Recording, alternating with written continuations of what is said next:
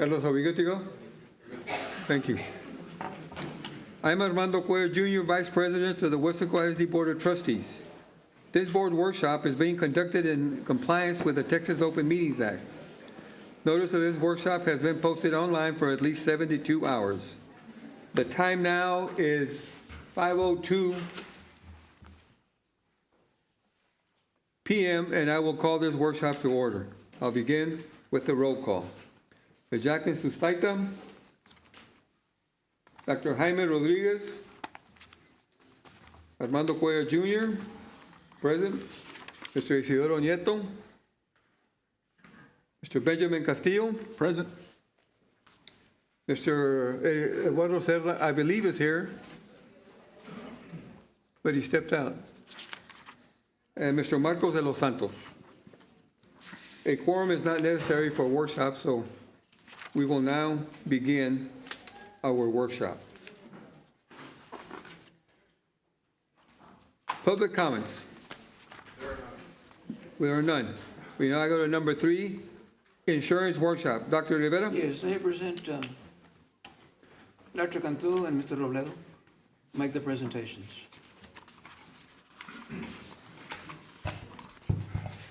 Dr. Rivera, members of the board, good afternoon. We're going to be presenting some information on the insurance renewal. Several insurance products are up for renewal, some RFP, some renewals, and we're going to be covering those. The first item is Miracle Medical. They are our chronic disease management diabetes testing supplies provider. A request for proposal was sent out this year. We resulted in 2 bids, and our incumbent, Miracle Medical, provided the best option. The initial bid raised the price on some of the supplies, and it also included a provision that allowed a pass-through expense related to pending import tariffs. The federal government's been talking about those tariffs, and they included that. We engaged in negotiations and asked for a best and final. They lowered the price for testing strips to the original $35 and $10 for the Lancets, and they removed that pass-through for tariff allowance agreement, so we don't have to worry about those tariffs. So they'll actually eat that if they end up with a higher tariff. So staff and consultant recommend renewing the Miracle Medical as found on tonight's consent agenda. TriStar is our workers' compensation administrator for our self-funded workers' comp. And a request for proposal went out this year as well. We received 3 bids. The lowest bid was through TriStar. They came in at $85,000, but we did ask for them to submit a best and final, a BAFO. They responded by reducing $10,000 to $75,000. We were not happy with that, so we went back and negotiated further. So they were able to get us a 3-year fixed rate of $72,500 for 3 years. So they actually went down a little bit more. And staff and consultant recommend renewing TriStar as found on tonight's consent agenda. Next is a package for our fleet, our liability and physical damage, our general liability, crime, law enforcement package. This bid, we did request an RFP. This came back with 2 options. We remain in option 1 with Liberty Mutual. This would add $73,000 over our current premiums for the exact same coverage. That would add up to $440,000. This includes a rider for sexual misconduct liability. Option 2 is to move to a new carrier, Texas Political Subdivision, for an additional $19,000. So that's about a $50,000 savings over current premiums. And that would be a total of $361,000. But we would need to secure sexual misconduct liability separately. We are working on that. Based on the savings, we were recommending option 2 and moving to Texas Political Subdivision as found on tonight's consent agenda. Next, this is a renewal. This is for our dental plan. This is the 3rd and final year of this agreement. We will be going out for RFPs or requests for proposals at the end of the 25-26 school year. The premiums have not changed for 2 years, but this year we received an initial renewal of 7% increase, but we worked them down through a best and final and a lot of negotiating. We'll work them down to only a 4%. The employee-only base plan is actually only going to increase about 33 cents per month per employee for the base plan. And the district will absorb most of this increase for the 25-26 school year. We expect an increase of less than $10,000 compared to this year's budget, and the staff and consultant recommend renewing with MetLife as found on tonight's consent agenda.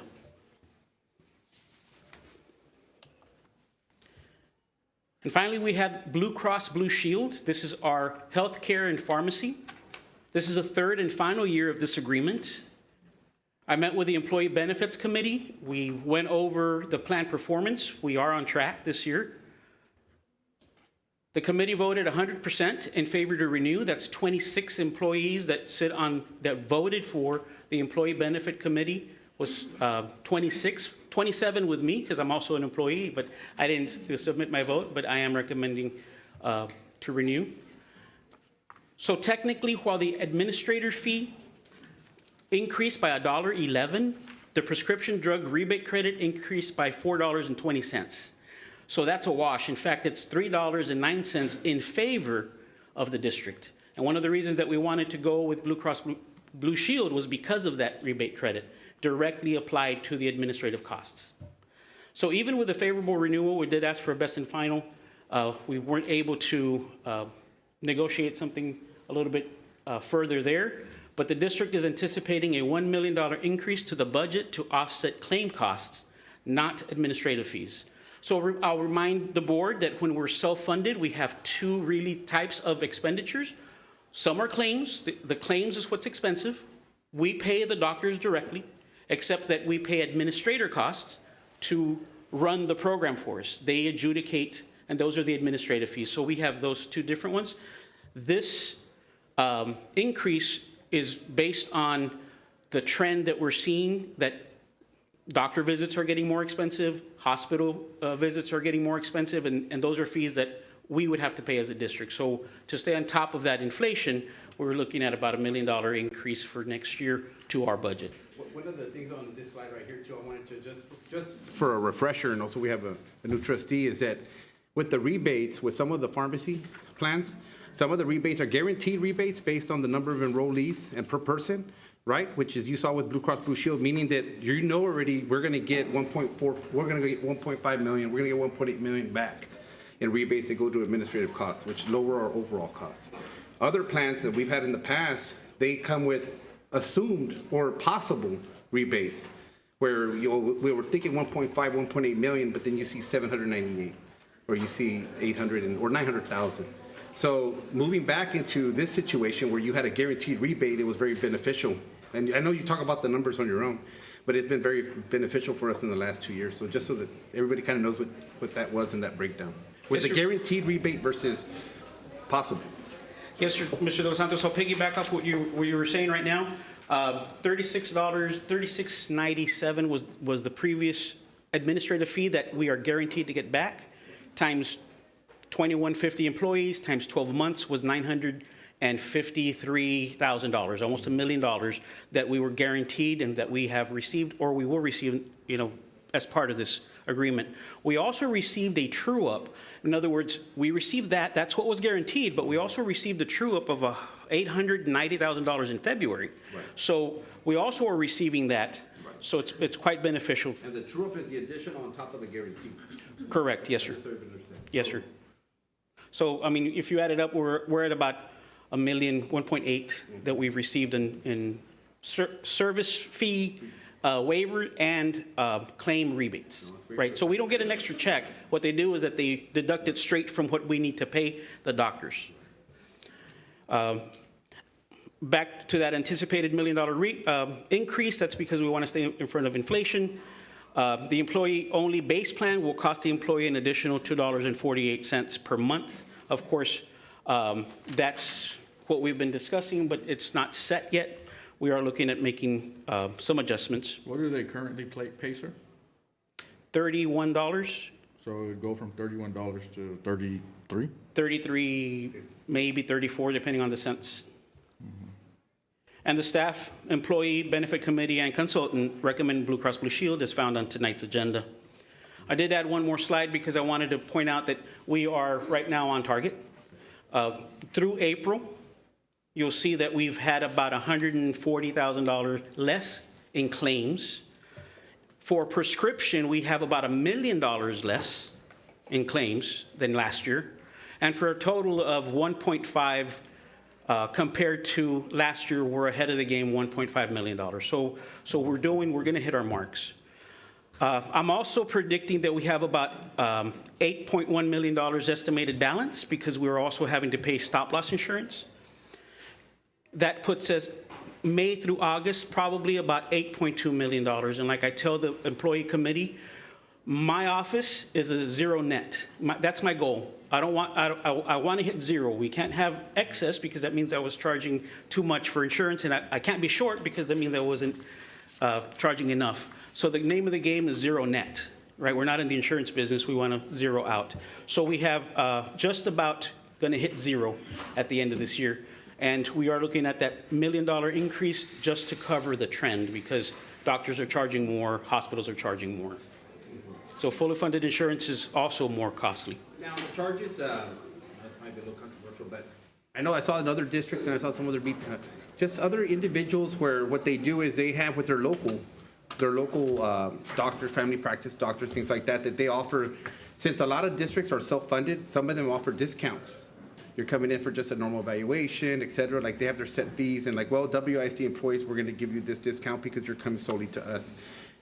Is that kind of something that's set up already in place or has been discussed and It looked is in at? place in that Blue Cross Blue Shield network has built-in Local providers. lower worked out negotiated prices, but Right. I'm going to refer to our consultant, Sean Coke, with One Digital is here today, so if you want to speak to that.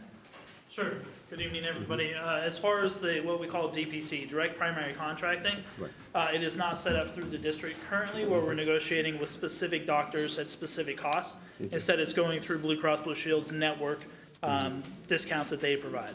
So Does we that answer pay- your question? Yeah, so Dr. Cantu said something a little bit earlier that we pay the doctors directly. We don't. We pay Blue Cross Blue Shield, and Blue Cross Blue Shield manages the claim for us. You are actually paying the doctors directly, but Blue Cross Blue Shield has the charges negotiated ahead of time. So The it's fees. coming through Blue Cross Blue Shield administration group, but it's your dollars that it's directly paying. No, I know it's our money, but who does the money go to? It flows through Blue Cross Blue Okay, Shield so- to the doctor's So we pay office. Blue Cross Blue Shield, and Blue Cross Blue Shield pays the doctors. Right. Yes. Okay. Yeah, 'cause That's what I'm trying to get clarification on. Okay. Otherwise, then what do we need Blue Cross Blue Shield for? Well, they do the discounts and the networking. They answer the Right. phone calls, that kind of stuff as well. So, Yeah, and they do the rebates. Yeah, I just wanted to talk about that because about 2 years ago, we had that presentation that was given where we were using their network, but also based on their doctors and their arrangements. So just, Yeah, I know there's a lot of, well, not a lot, but there's some districts that do what Mark's talking about and have been pretty successful at, one, getting good care for their employees, but also saving money on their self-funded plan. It's a little bit of extra work, but it's possible. Reference-based pricing. right. I have a couple of questions, sir. On the MetLife fully insured dental plan, we pay it or the employees pay it? We pay the base, so we pay 100% of the base plan. If the employer wants to add family or a higher plan instead of the base plan, then they would pay the difference. So a 4% increase, you don't think that necessitates us going out for RFPs to try to get a better deal? You want to speak to that? sure.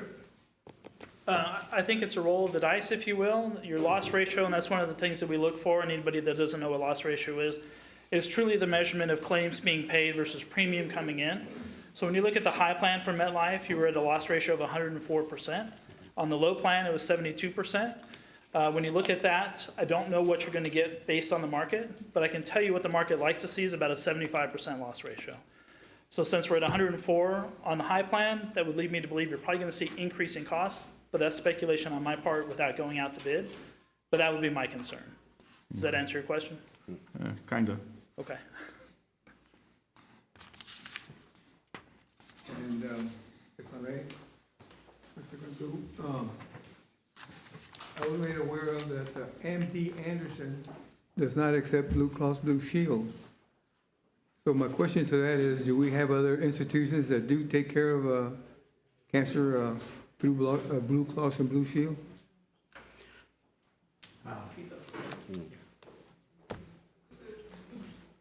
Tita's our rep with Blue Cross Blue Shield. Miss.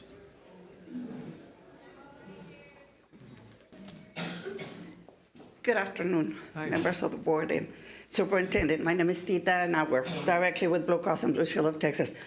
We do have MD Anderson in our network. It's only the Medicare. Okay. That is not in the network. It's only Medicare. But for everything else, we do have MD Well, Anderson. that clarifies Well, that. would that affect any of our employees? And will they affect who? Would that affect any of our employees on our plan? No, sir. Okay. Anybody that is under Medicare by under Weslaco ISD will not be affected because Weslaco ISD is first because they're actively at work. Medicare will pay secondary. So it will not affect. I know you presented multiple times. What's your full name, ma'am? Tita Iruegas. Okay, thank you. And can I touch on the network discounts here for Weslaco ISD? We're averaging 75% discount. So that means you're paying 25 cents to the dollar for those claims. Right. I just wanted to say that. See, For what, for your medical claims? On your medical claims, inpatient, outpatient, professional. What about our pharmacy claims? That's the one that concerns me the most. This is the first green slide that we get on RX claims for the year. We've been down all year. So, Dr. Cantu, does this number include rebates or is it just claims? No, sir, this includes those rebates as applied. So what's the rebate that's included in here? We had $890,000 true up back in February, so that's almost $900,000. And then we have had that pass through on the expenses for administrative services. So like I said, that's going to add up to $950,000 at 2150 employees times 3698 times 12. Do 12 months. we pay a service fee to anybody on the PBM, like per script? No, Tita? Meaning paying an agent, a consultant, or anybody? No, sir, there's no load in there. Nice. Well, that saves us money. Yes, sir, it sure does. Because you get more discounts. right. So without the rebates, we'd be pretty close to even? That is Like a correct. true number? And I just want to point something out in here. The first year, 23, that's when you all came on board, effective September 1st of 2023. Keep in mind that when we took over, there was the board decision that we were to take over anybody that was on those medications, on the GL1s for the diabetics, Mounjaro, Ozempic. We were to take their prior authorization. Keep in mind, when the year came over, we have reduced that because now we're doing the pre-authorization, prior authorization for those medications in the step therapy, and now it has lowered that because we're asking, Prime is asking for the medical information and clinical information in order to approve that. So just to break it down, right, so everybody understands that when you switch insurance providers over, like pharmacy, so the pharmacy-based managers, Yes. at PBM, that contract overlaps. So last year, yes, you're looking at figures, but they weren't true performance figures because you were still dealing with the old group and those costs, which were much higher than they were because we lost money. And versus now the new group that came in, so there's a mix from that last year. This year is the true performance. That is correct. That's what I kind of want to highlight. So now you're looking at green because now you're seeing a full run of this contract running from the start to finish versus last year where they're overlapping. We're still dealing with the previous high costs, now overlapping with this company. So that's kind of what's being discussed. So, you just mentioned something that I'd like a little bit more clarification for the employees too, because we're gonna get the calls. So this year, what are we doing with Mounjaro and Ozempic? Those that they're really needed, they had already we already pre-approved, so you're not gonna get the costs for them. Because it was approved 9/1 of 2024. Okay, That's already, so those employees that didn't get better, they're still getting it. And those that already got better, they're not getting it. they're not gonna get it. No, they're not, they don't need it. There's no need to continue on a medication that it's not medically necessary. And how would they, what if they do have diabetes and they're prescribed it? They won't get it? Yes, that's when they send, the doctor sends the medical and clinical information, the lab reports to Prime, and they go ahead and review it. And if it's a diabetic that has been in other medication, and this is the medication that it's needed, it is approved. And we do have those employees, members, also dependents that need it, they're on those medications. Okay, so it's not a full-on ban, it's just you need medical authorization? Yes. Step therapy, right? They're gonna try different medication first. If that's having an effect, then that's what they use. If it's not having an effect, then they look at the next level of medication. And if that doesn't work, then they go to the next level of medication. But they do need to go through that for new patients that are developing diabetes and they're discovering that they're diabetic. Has that been in place this year already? Yes. Okay. I had a question.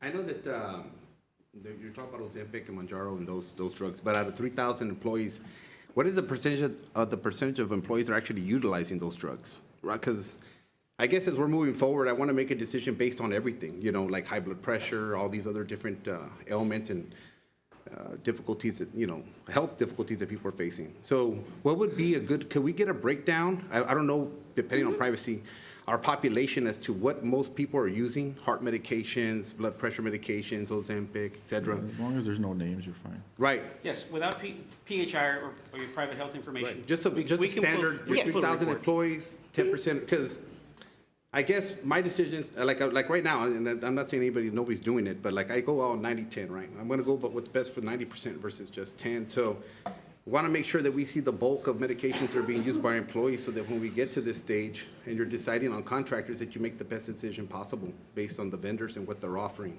and accessibility and price, of course, being the last, because we care more about health than anything else. But if we can get that in the future, Yes, sir. at least on my part, I know I would like it, and hopefully the board can see it too. Along with that, Mr. Weslaco, we did have a staff that formed a committee that had a chance to look at all the, at your product, and they understand what they need, and they're favorable with your decision on the Blue Cross and Blue Shield? Because they're the ones that are being I'll frame serviced. it differently. I'm comfortable with their decision to continue with Blue That's Cross what I Blue wanna Shield. know. Yes, sir. And the other thing is that, and I know, cause like the trustee, because he was talking about those drugs have you know, they call them miracle drugs, and they're impacting people on many different levels. And I know I had heard too that some people didn't have accessibility and stuff, so that's kind of like why everybody's asking these questions, because we want to make sure that there's accessibility for all our population, right? But yeah, I think that would really help us as far as seeing what's the amount or what are some of the percentage of drugs in the areas are being used at, like I said. Yes, sir. So one thing, just kind of follow up on that kind of train of thought. If there was ever an employee who does reach out to you asking about health insurance or health or dental or any of these insurance items, we ask that you would then forward them to Dr. Cantu's office. That way they could really get the full explanation. Because there is always that, like we were talking, the step or what's included, what's excluded, and things of that nature. But if there was an employee who needed help, all they had to do was reach out to risk management. And in the times that I've gotten involved, 90% of the time it was that the doctor hadn't filled out the forms in time or wasn't doing what the doctor's office needed to get done to get that authorization taken care of. So we just follow up with the doctor's office at that point. I think in the past, you also have FAQs on your page, or no? I think in the past one time they had like FAQs, like quick questions and answers, like you said, for people that were missing documentation and things like that. I don't know if it's still there or not. We have a lot of information in the Yeah. risk management webpage. I'm pretty sure that there's something there, but if not, we'll add that. No, thank you. What is our agreement with Blue Cross Blue Shield to be our TPA? What is our agreement? Like, how much do we pay them? Right now, we have it on, we are essentially, our administrative fees are being reduced to zero because of the rebates that we're getting back. But how much do we pay them? For administrative fees right now, zero. In fact, we should be getting paid about $3 in this next renewal. They should be paying us $3. It's in favor of the So district. then why are we increasing our budget by $1 million? To stay in front of the claims, remember that there's two parts to this cost. One is the administrative costs, right? That's what's predictable. We know what that's going to cost us. And right now, we're getting that taken care of with the rebates. The other part of this are the expenses that the doctor's charging. So doctors are charging for a certain procedure, a certain amount. Those things are going up. The equipment that a hospital is going to Going up charge, in their network. going up with what they're charging, right? But And our then they prices are work out- based on their network. No, it's based on their pricing, and then they work out the discounts. But within their network. We're limited to Blue Cross Blue Shield's network, is what I'm asking. So if you go out of network. They're And that's not more expensive. limited. They're not limited. So I guess my question is, what are we doing to address this $1 million? What is Blue Cross Blue Shield doing to address this $1 million increase to help the district? So like, well, claim trends, right? That's what you're talking That- It is- It's Yes. claims. It has You're nothing to do guessing with next Blue year we're gonna Cross. spend more, or more people are gonna be sick. This $1 million is actually a decision that the district is making to increase, to be able to cover the claims. Possible. The possible, yes. Based on whose recommendation, or you just pulled a number out of the sky? No. Blue Cross gives a proposed. there it is. That's what it is. Okay, what are we doing? What we have been doing is, try to get your employees to go to preventive care. We do inform the employees, what needs to be done, how they can help maintain the insurance fund healthy for them, attending doctors, taking their medication, being proactive. Those are things that we continue to do. So Blue Cross is projecting that, because of the trend, and the trend also, impacts, as we get older, we're not retiring, we continue to work. The older the population, the more, so that's what we call, other factors that also impact and can provide you that estimate. And we're proposing, we're not saying this is what you have to do, but we're proposing. And that's actually on the low side too, because it's between 8 and 15% is the trend, right? So then we're saying, okay, we're going to make a small adjustment because we are on track. 8% got us to the zero net that I'm predicting. And I'm stepping out on a limb right now because anything can happen between now and August, right, the end of August. But the name of the game is zero net. How about on the pharmacy side? Are you doing anything creative, or we're just, No, we're implementing like other programs that can save the employees, like when they go to the pharmacy, if that medication has and it's still available, that the pharmaceuticals, they still have those coupons, they can use the coupons, so your employees are aware of those information.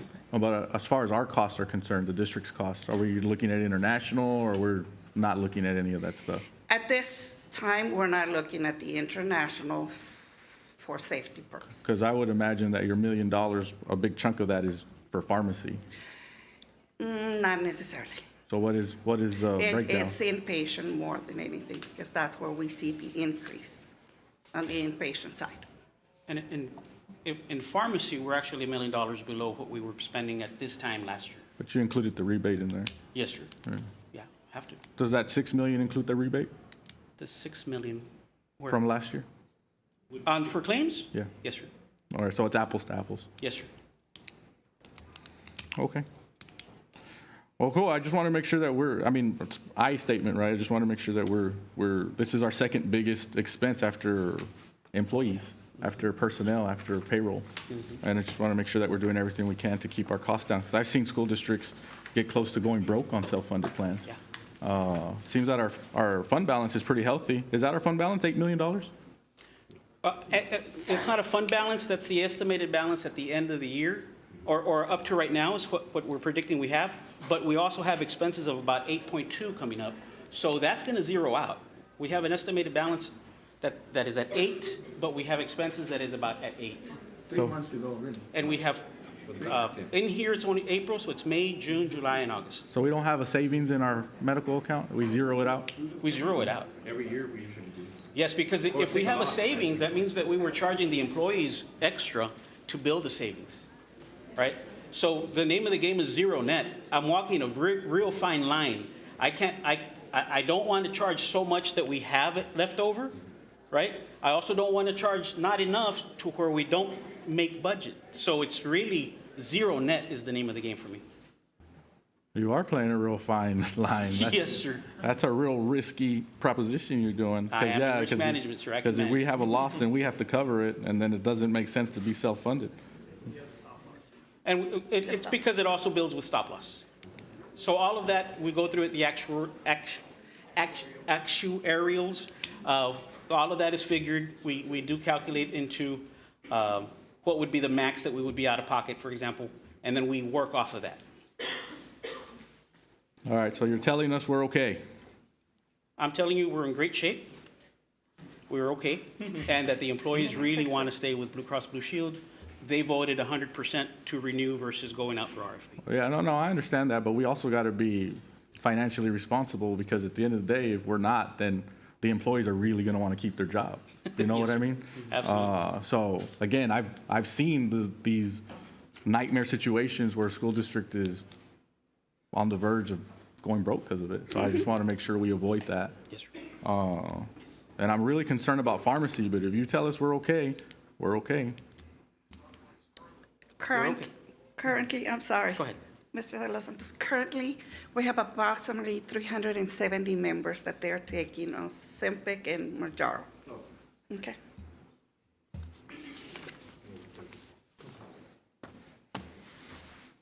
Any more questions?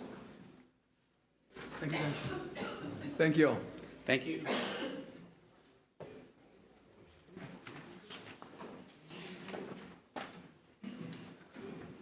Item 4, adjournment. Okay, the time now is 5:33. And for the record, let the record reflect that Mr. Marcos de los Santos joined our workshop at 5:09. We now have the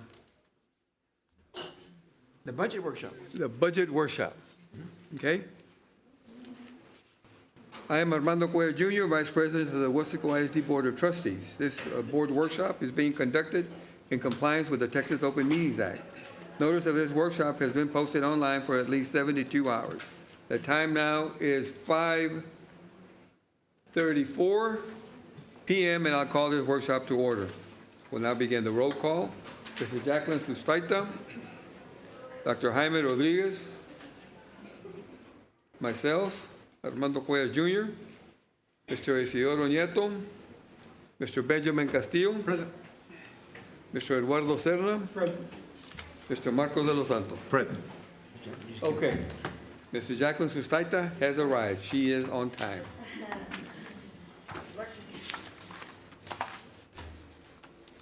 Now for public comments. Item 3, Weslaco Independent School District 2025-2026 Budget Workshop Number 2. Dr. Rivera. Yes, Mr. Davis. Good evening, Board and Dr. Rivera, and the public. So you will get a deep dive of Budget Workshop Number 2. Some of the items that we'll be discussing today is what is happening in Austin. With that information, with what we are projecting out, what are our potential new revenues, new expenditures? One of the comments that was brought up at the LSG training we had was about instructional programs and resources. So we're going to give some information about that. We're going to always be looking back to our timeline. And as I kind of share some of the news articles, we do have some of those as links, so anyone could always follow up and see what's happening. So House Bill 2. So in case if you hear those words on the television, House Bill 2 is the bill that is currently at Austin that is talking about how much new dollars for school districts.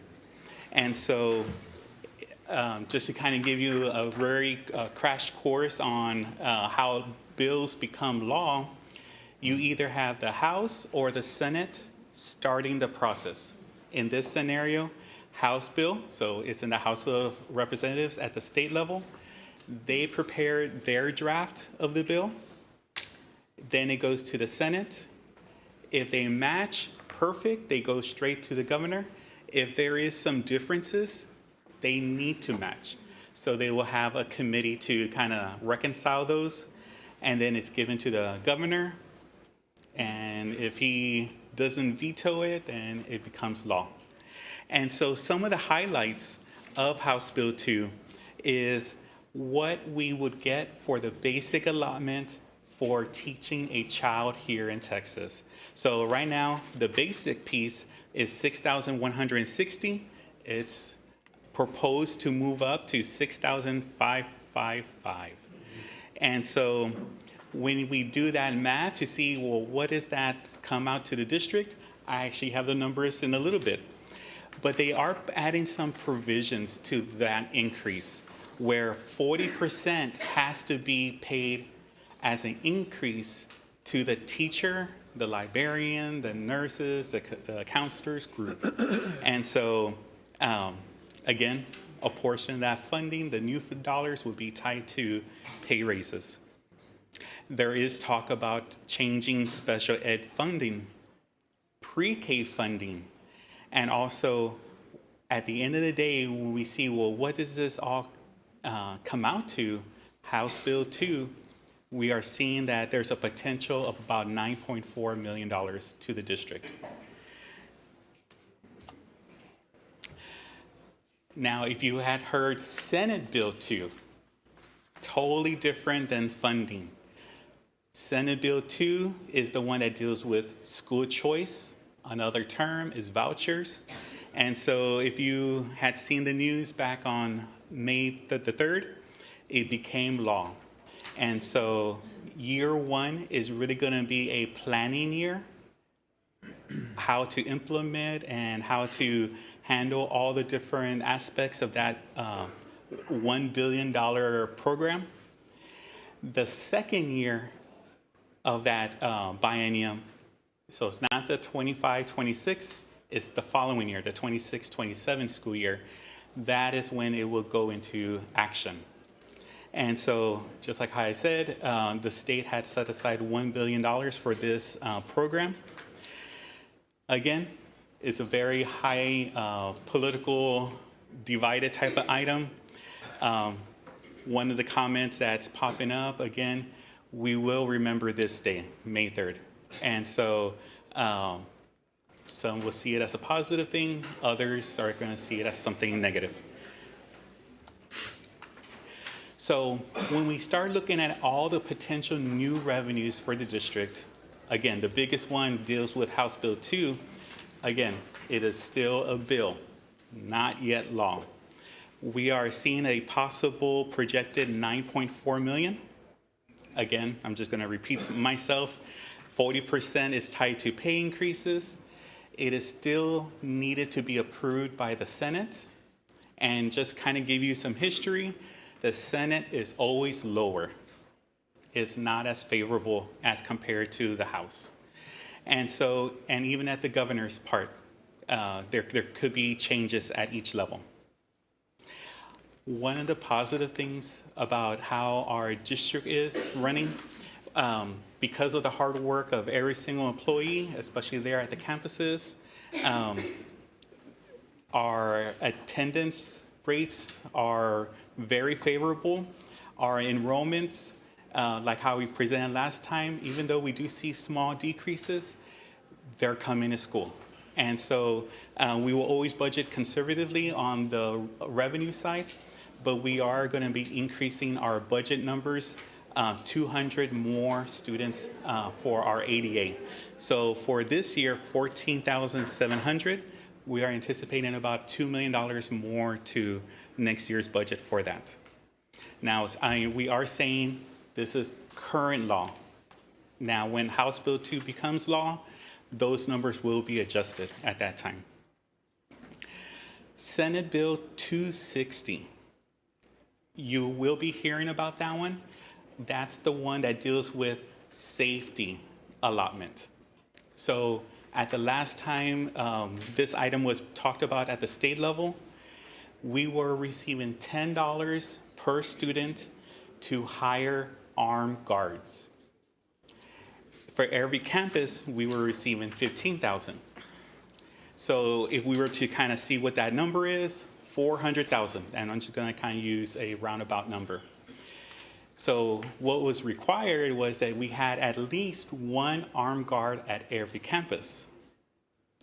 This is a partially funded mandate. So what does that partially means? It costs way more, but they're only giving us a portion of it to help.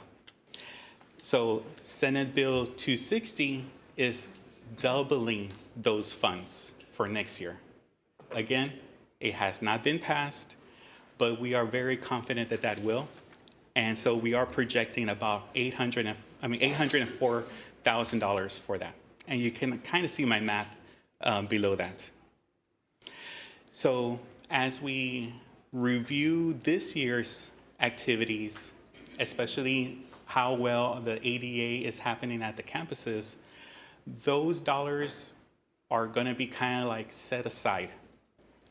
Because again, we budgeted 14,500 kids. Every month we see the updates from the superintendent. It is way higher than that. Now, we're not going to try to budget for that to add those dollars and spend it somewhere. The idea is to hold on to that money. It will become fund balance, use it next year to pay for the incentive stipend. And so, again, we're always going to be crossing our fingers, and we will be checking on this on a monthly basis. But that is the plan. So earlier I had talked about House Bill 2. Now I'm going through a deep dive. Where does that money is actually going to go? And so with the help of Mo Casey, one of our consultants through Region 1, they were able to run our numbers using current year data to see if everything stayed the same, more or less, what would that number come out to? And so we have the various allocations, and we do see that there's a little bit of money for each of the new, I guess, the state funding, whether it's state comp, special ed, career and technology, early childhood. And so within that big House Bill 2, there is individual pieces that talk about what are those increases are for. But again, we're not gonna say that this is written in stone until the Senate and until the governor approves that. So just a few days ago, we actually received our numbers, our preliminary numbers of our property values. And so on our website, we do share this information. Really, it's the bar graph on the right-hand side. Some people like to see it in color. Some people like to just see the numbers the way they are. I do want to kind of emphasize what that percentage change is. And all that is doing, it looks at the difference and compares it to the year before. And so what has been seen, or what has been happening here in Weslaco ISD and within all the properties of the city and also of the rural area, that you are seeing those close to 10% increases. This year, they're saying that we grew by $500 million worth of property values. That's the largest we have ever seen in the past 10 years, which is great things. And so, Not really. well, for the school district and the state, yes, not so much for the taxpayer. But I think we have to be also cautious because you're going to have a lot of people filing claims and protesting. That is correct. Protest. To predict estimates based off the current valuation, I'd probably hold off on that and be cautious because I know that everybody out there is signing those letters and sending them back in and it's going to protest those Yes. increases. So if I remember right, but Because they don't take even my match word, market value it's increases. This month, you have to sign that form if you're going to protest and do it online and all that good stuff. So right now, it's saying 15, almost 16% increase from last year to this year. But again, going back to what has been happening for the past 3 years, it probably will go down that 5-6% to be in the normal $350 million more of values into the property values. So you kind of got a forward thinking. When we adopt a budget next month, we will not be adopting the tax rate. We will be saving that for August, because in July, I should get my final values.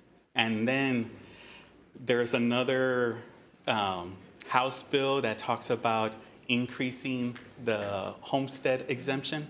So right now, the latest that we've heard, right now is 100,000, 140,000. And so what we always hope to hear, that it should be a hold harmless process for us, meaning we're reducing property taxes. We're hoping that the state does not hurt us by not giving us that difference. Did they do it last time? They did do that last time.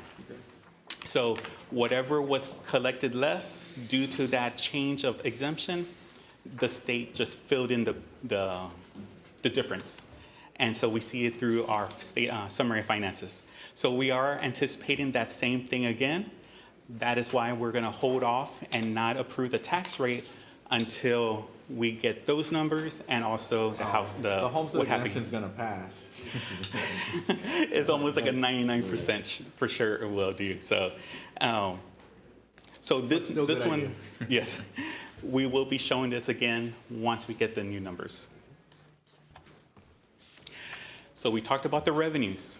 What are some anticipated costs that we will be seeing for next school year? And so, but just to give you a little history, when we sent out the worksheets to all the different departments and to the campuses, pretty much it was a flat increase, meaning none. Whatever was allocated last year is allocated again the same this year. And you'll see why we went ahead and went that route. So one topic that we knew of was this healthcare, the claims that we do pay on behalf of the employees of the district. Again, just being ready for inflation, knowing that costs are going to go up. We're setting aside an extra $1 million for that. We are also setting aside another $500,000 for utility costs. Primary is for electricity. Again, we are again just being conservative and just having those extra funds for that. But we do expect the rate to go up a little for us. So again, that's $500,000 set aside for that. And well, the main reason why we're doing this is so that any remaining funds, as we kind of finish up the budget process, would be saved for salaries, benefits, and stipends. And so to make sure that that is fully funded and ready to go for this upcoming school year. So what has happened over the past 2-3 years? So I know the superintendent does share this slide in a different format, so I'm going to kind of put it in more in just in words. Beginning of the school year for this July 1 date are unassigned, in other words, not reserved for something else, totaled $65 million and change. After setting aside the 3 months reserve that is recommended by TEA, we would, in a sense, set aside $43.4 million and just have that for the worst case scenarios for the district. As we have gone through the school year, the superintendent has brought up all the different construction projects that have been approved, and then you have seen those updates, the buses, the vans, the baseball and softball fields at the 2 high schools, and that's just a few of those projects. About $12 million have been set aside and used for those items. The great thing about it, we still have $10 million just from that particular bucket. And again, those monies will be used for next year for the foreseeable projects that will pop up. Again, just a reminder, I know some of these items you've been seeing on the news and on newspapers. Because of the management of, again, the superintendent and with your guidance, working with all the staff to try to minimize cost and try to get our kids to come every single day, that employees have not lost their jobs because of like a reduction in force, which is the ugly word RIF. If you see different school districts closing of campuses, that is not happening here. The interest that we earn on our fund balance, because we have so many millions set aside, and the millions that we have in our bonds, those generate interest. And those interests will be used to, again, help with the projects that we see that the school district needs. We, as a district, has one of the lowest tax rates in the valley. And that is already including the $160 million bond. And so, again, I kind of repeating myself earlier, when we see that ADA is a certain dollar amount, we budget for that, $14,500, and then as we progress through the year and the principals come through and get us all the great ADA, we are seeing about possibility of about a $4 million increase in revenue just in that. And so all the monies that are left over for last school year, which is in my head this school year, would become new fund balance dollars, which will be brought up to you for approval for any of the future needs of the school district. But the idea of those 300, 400 new kids for the ADA is going to be for letter G, to help pay for that incentive stipend for all staff, or at least the staff that qualify.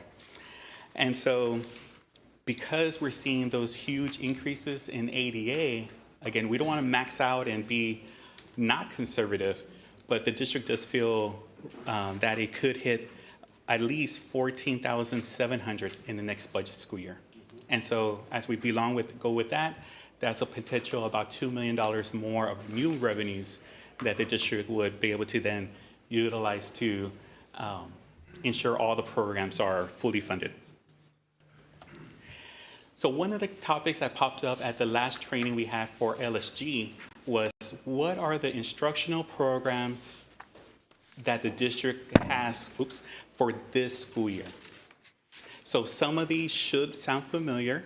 Again, all of these are funded through our external funds department, whether it's through Title I funds, which are federal, or state comp, which is state, right, funded.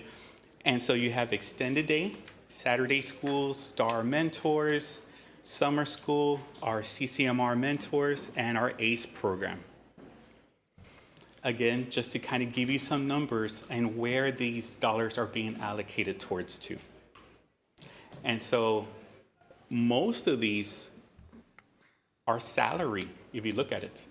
Having the teachers work extra with our students to get those better grades. We just have different ways of doing it, but that's the whole idea. Now, I know this one's a little bit tinier. We do have it on Excel to help it, I guess we could read it better next time.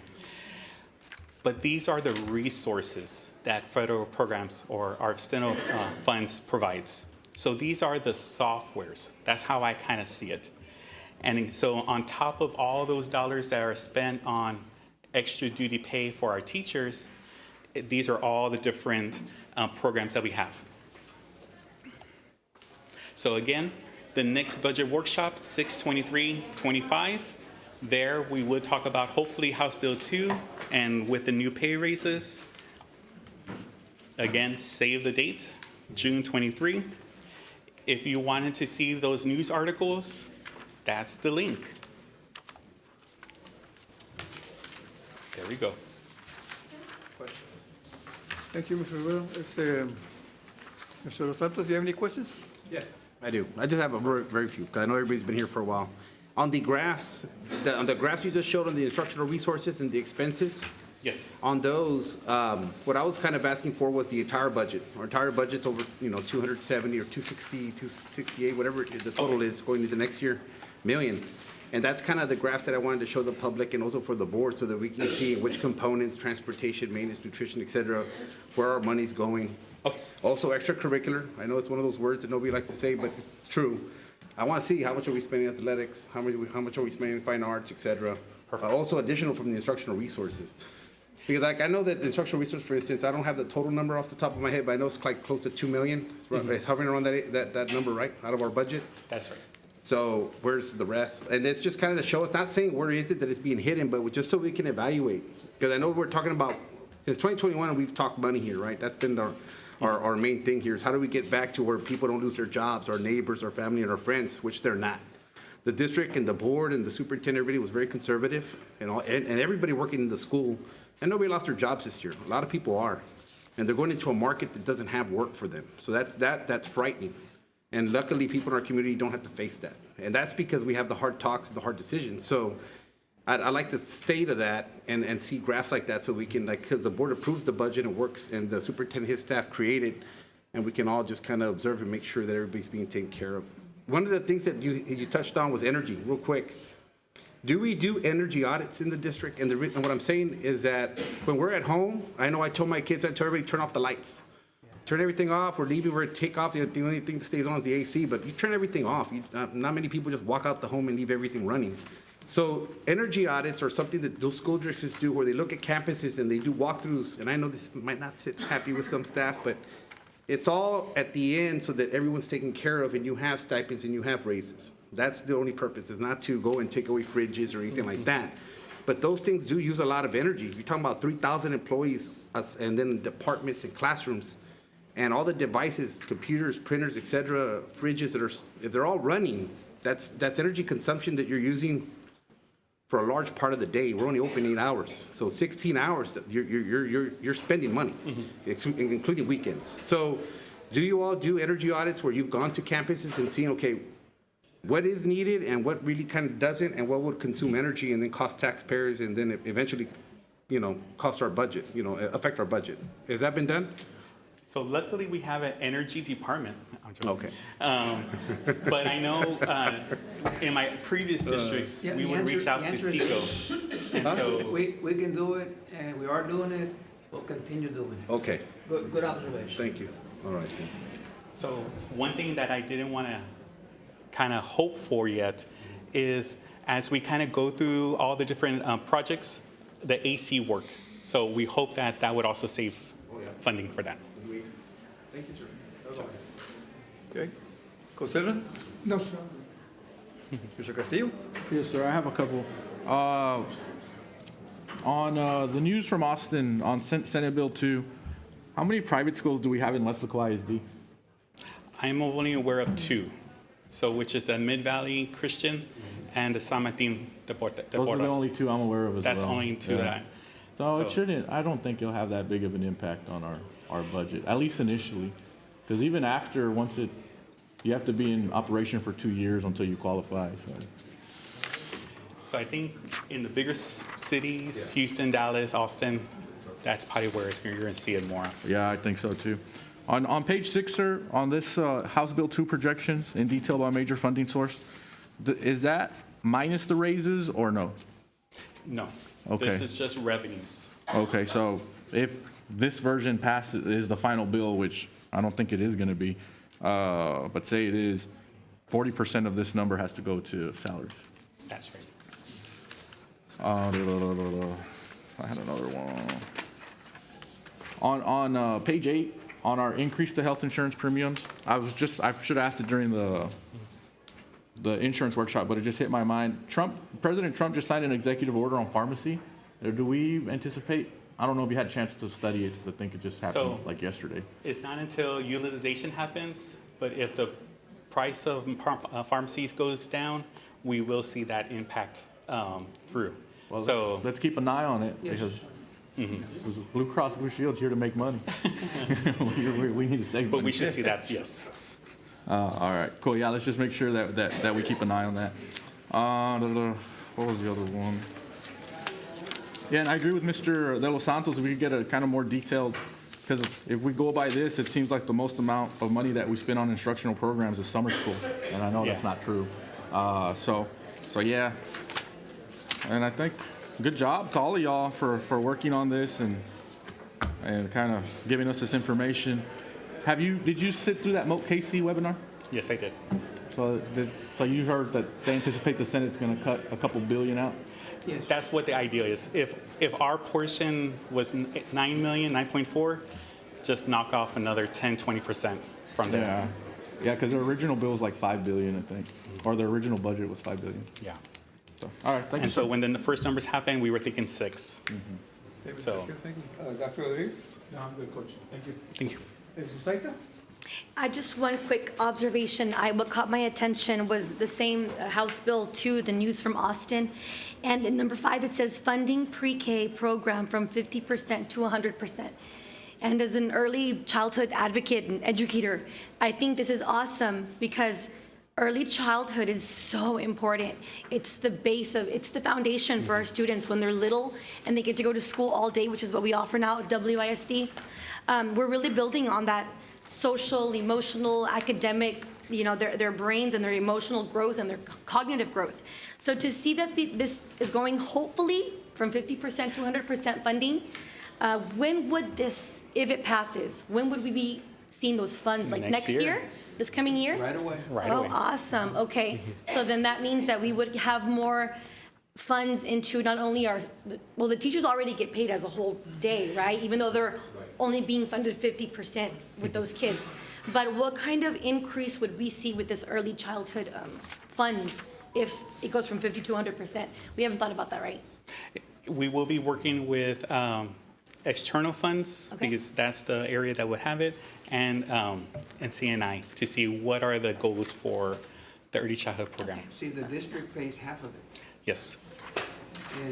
and so- our kids are here the whole day, but we only get half-day funding.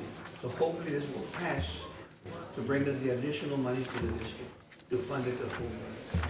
And hopefully additional kids also, we can get those kids in school early. We're building a stronger foundation, so that's exciting news. Thank you. There we go. That way they stay 14 years with us. And right hope now, we're so. saying no to no ones. We enroll all the ones that want to enroll. So we're not saying we're full. We managed to get them somewhere in our campus. Oh, that's good. And by the way, online right now, because I'm a parent who has kids in the district, so online, if the parents are listening, you haven't registered your child, you go to WISD and it's the first thing that pops up, online registration. So if you haven't done it, register, especially with those little ones, the pre-K ones, register them because it's a good program. And hopefully we'll get funded the full day. You know, right now, there's issues in the Senate, and we may not be funded the full day. Yeah. All right. So But it again, won't affect us because we're children. so call your senators, call your House reps, and same thing. Meals, are we doing dinners? Are we providing dinners yet in the campuses? Because I know that we could get additional funding for that. We can So- serve meals after a certain hour. Or We when the bell rings. do that for our secondary, and that's off and on. So Okay. I know during, really when sports kick in. Right. And that's when I see it at the high schools. After practice or right before practice, they're able to get their dinner. Yeah, because I know And some so- do it even for elementaries and whatnot, so that before they leave a window, so they can have like a meal before they get on the buses or for dismissal.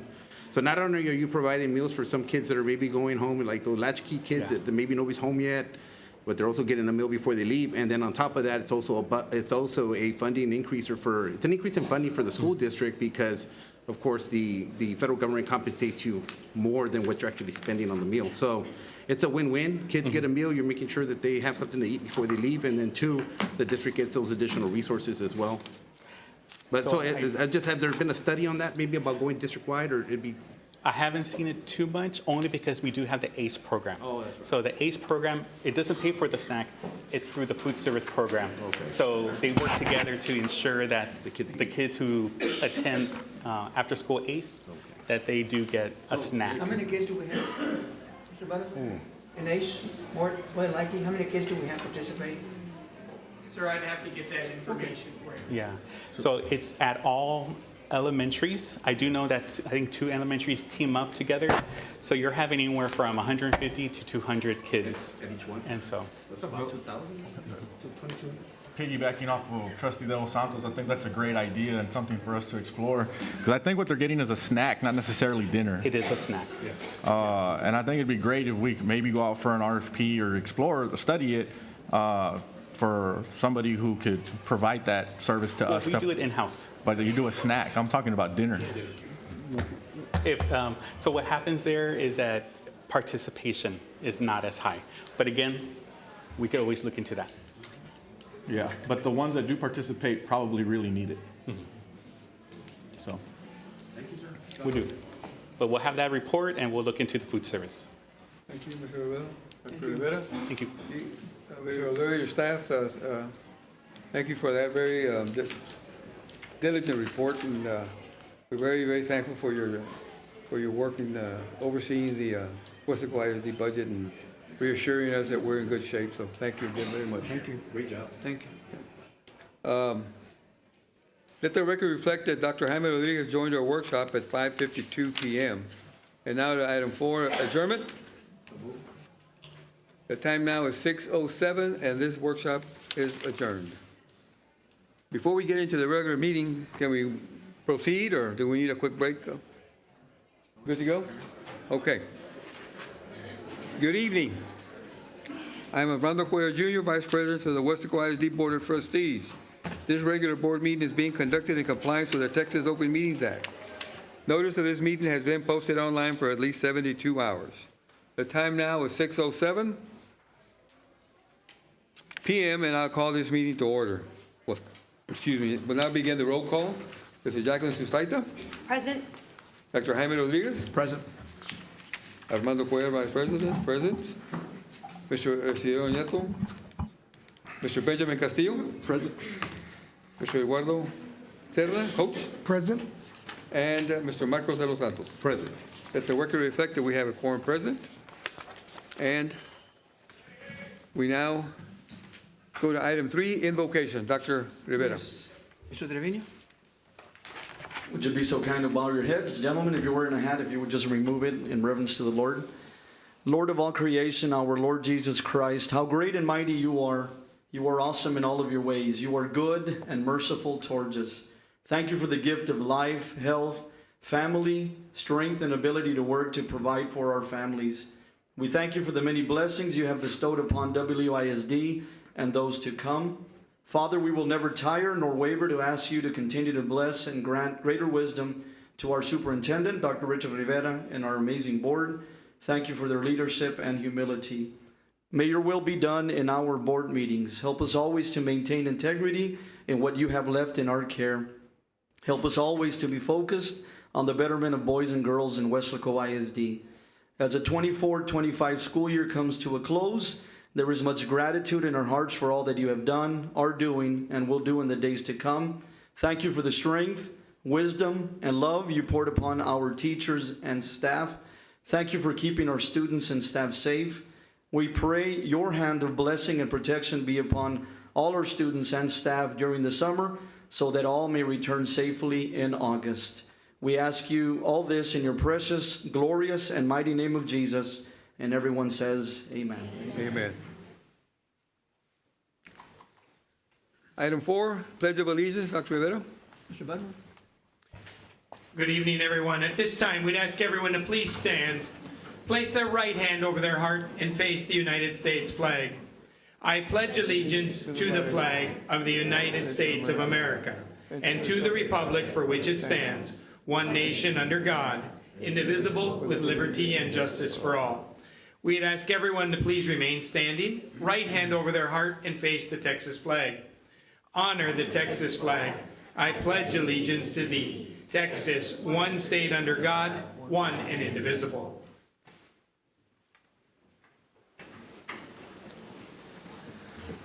Item 5, awards and recognitions. Dr. Rivera. Carlos Robledo? Vice President Armando Cuellar, Dr. Rivera, members of the board, we have a lot to celebrate here at this May board meeting. And let's have a round of applause as these young ladies and men enter the room.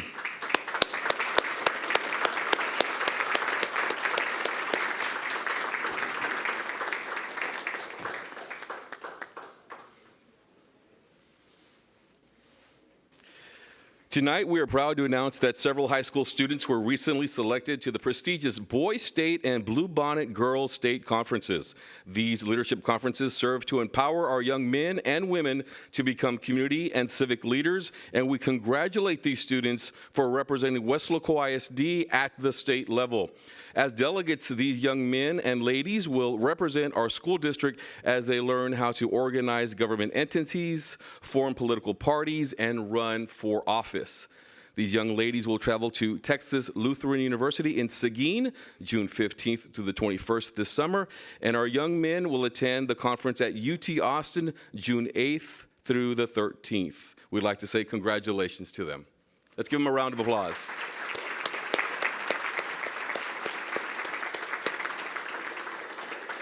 And if their parents are here, can parents please stand to be recognized? Parents?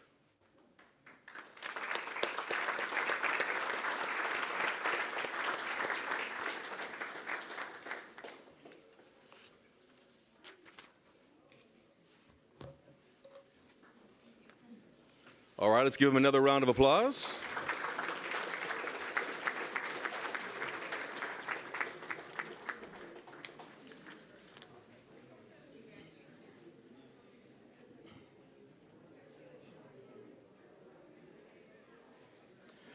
How about we give our next group of students a round of applause as they enter the room?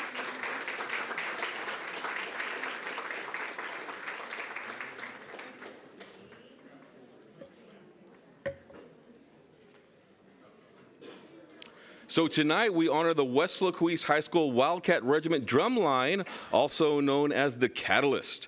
They recently took part in the Texas Educational Color Guard Association state contest, and we are very proud to say that the Catalyst brought home a state championship title.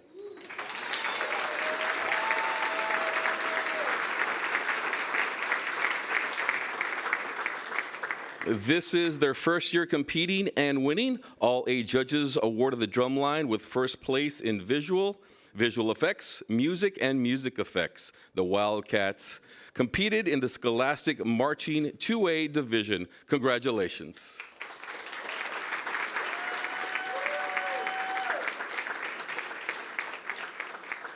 And parents, if you're here, can you please stand and be recognized, parents?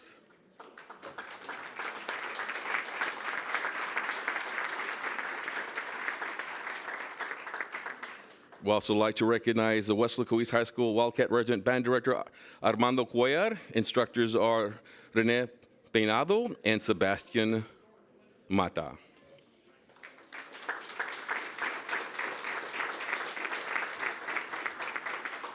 Congratulations.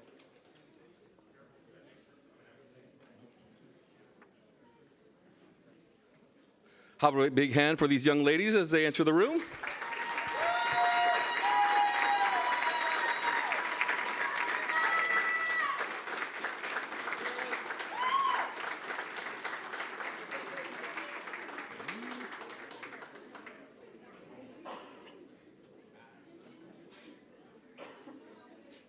Tonight, we want to congratulate the Weslaco High School Dreamettes who recently competed at Showtime International. These young ladies went on to win the Grand National Championship title at this international contest. How about a round of applause?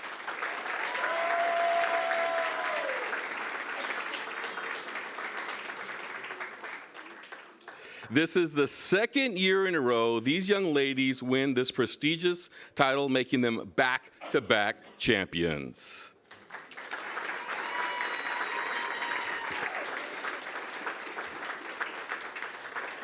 Congratulations also to Director Tara Sanchez and sponsor Delma Soleather. Parents, if you're here, can you please stand and be recognized, parents?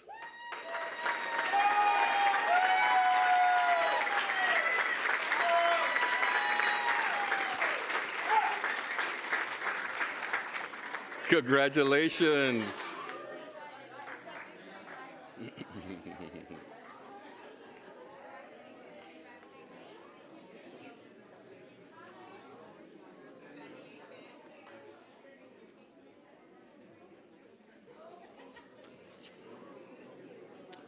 All right, how about a nice round of applause for our next set of individuals who are coming in to be recognized?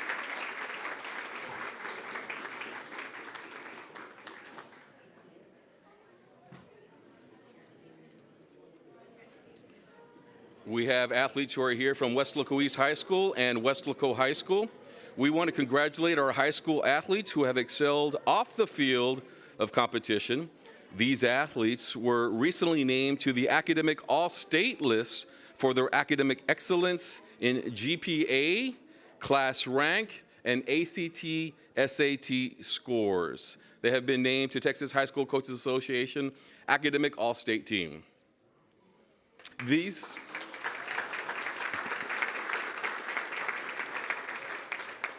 athletes represent several of our spring sports, including track, baseball, softball, and girls track. How about we give them a round of applause?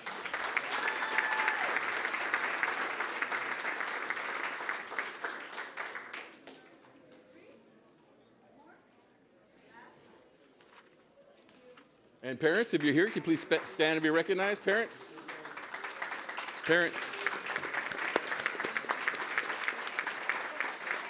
Congratulations to the parents.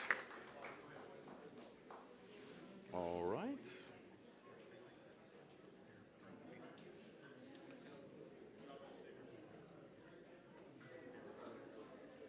How about a round of applause for some of our golf athletes who are here now?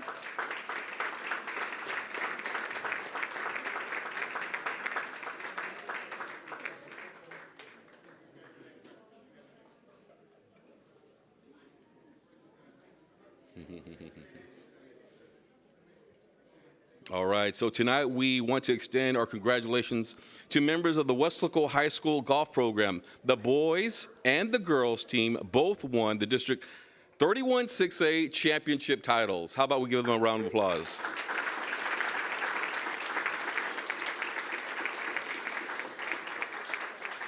Boys head coach Mike Givelance and Jesse Baron. Girls head coach is Carlos Rico. Smile.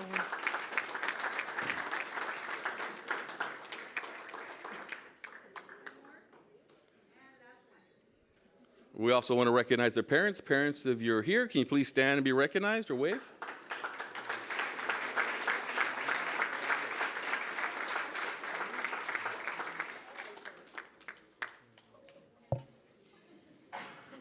Congratulations.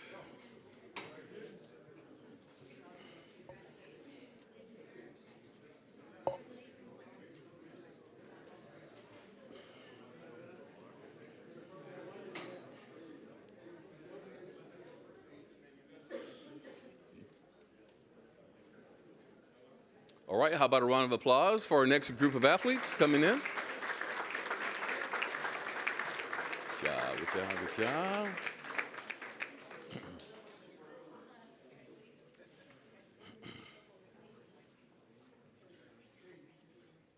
All right, so our next group of students are members of the Weslaco High School boys track and field team. We want to congratulate them on a winning season. The Panthers brought home the District 31-6A title. So we'd like to say congratulations to them and a round of applause.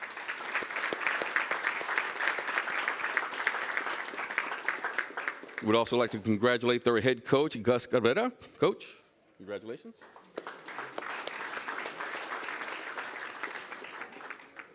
And parents, if you're here, can you please stand and be recognized? Parents?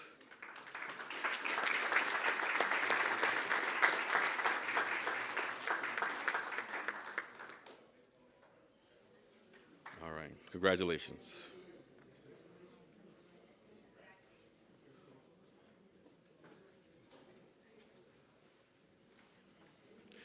And now, a round of applause for our next group of athletes. We're not done yet. Yes, there's more.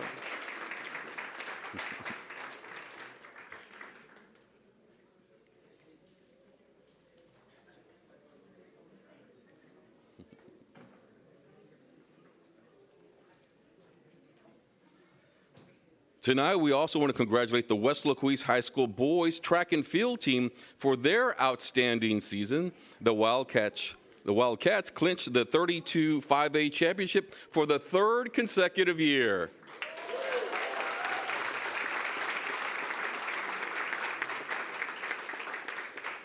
Congratulations to our athletes and their head coach, Tom Owens. Parents, if you're here, can you please stand and be recognized? Parents?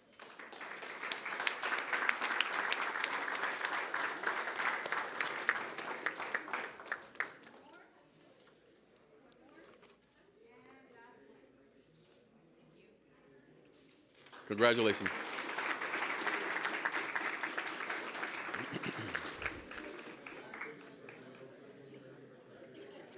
Three-peat. Back to back to back.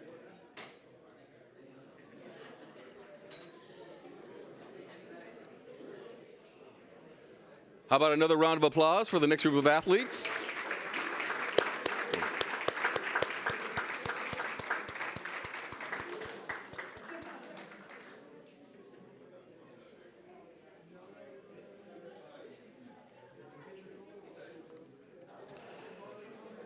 The next group of students are members of the Weslaco East High School baseball team. The boys team won the District 32 5A championship title, now 3 of the last 4 years. How about we give them a round of applause?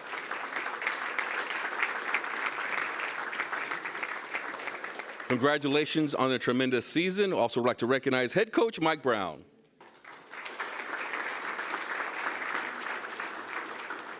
And parents, if you're here, can you please stand and be recognized, parents?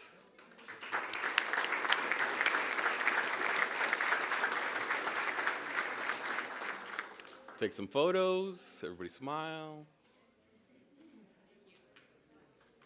Once again, congratulations, Weslaco East Wildcats.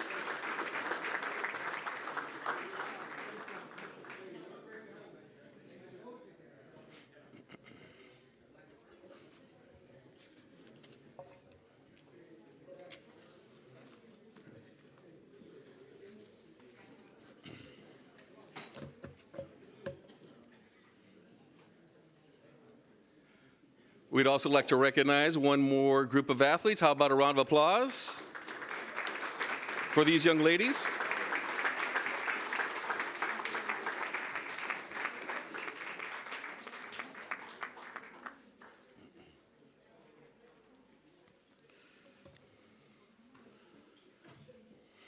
Careful with that. Tonight, we want to congratulate the 2025 Weslaco High School girls softball team. The girls clinched the 31-6A district championship and by-district title and were area qualifiers. Let's give them a round of applause.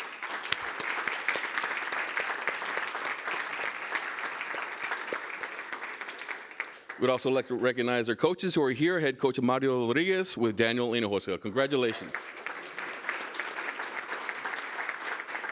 And parents, if you're here, can you please stand and be recognized? Our parents?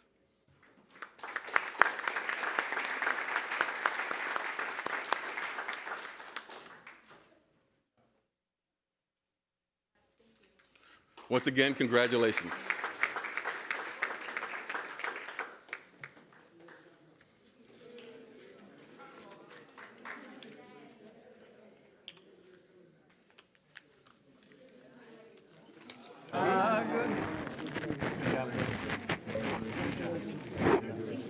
And that concludes our awards and recognition. Thank you, Carlos. Carlos, we'll put them on the billboard. Let's get all the ones that were here. Yes. Let's get them on the billboard. On the digital billboard. Yes. Thank you very much, and that's a great example of what Weslaco ISD is all about. Yes. Congratulations to each and every one of sponsors, parents, everyone that supports all our programs, and we're very, very proud of them. Now we go to item 6, public comments. We have one.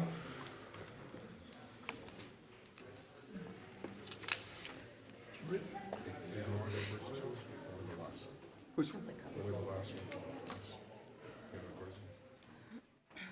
Oh, okay.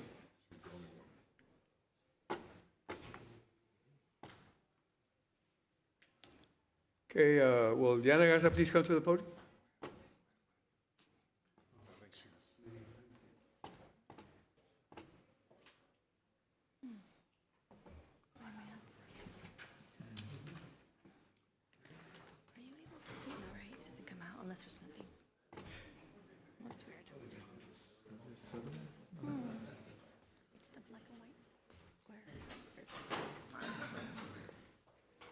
Okay, there's something that I think we just like.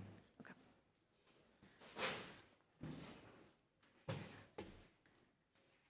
Sorry, I was Okay, congratulating everybody out there. Ms. Garza, will let Dr. Jaime Rodriguez go through the presentation of what the information before we speak, or? Mrs. Garza, please go ahead and identify yourself and your address, please. Diana Garza, 1011 East 10th Street, Mercedes. Pursuant to the Texas Open Meeting Act, the Board of Trustees may not deliberate on any comment made by a member of the public on a subject that is not included on the agenda posted with notice of this meeting. As per the Texas Attorney General, the scope of board discussion for a subject not part of the meeting agenda is limited to only proposal by a board member to place the subject on a future board agenda. Specific factual information or recitation of existing policy may be furnished in response to inquiries, but the board shall not deliberate or decide regarding any subject that is not included on the agenda posted with notice of the meeting. Audience participation at a board meeting is limited to the portion of the meeting designated for that purpose. At all other times during a board meeting, the audience shall not enter into discussion or debate on matters being considered by the board unless recognized by the presiding officer. No public comment presentation shall exceed 3 minutes. Any disruptive behavior by any speaker may result in the speaker's removal from participation in the meeting. Please be mindful of using names or personally identifiable information, as there is no immunity from defamatory comments while participating in public comments. I'll let you, it's 3 minutes, ma'am. I'll let you know when you have 1 minute left. And I'll start the clock whenever you start your presentation. Thank you. Good evening, school board trustees, Dr. Rivera, students, staff, and parents.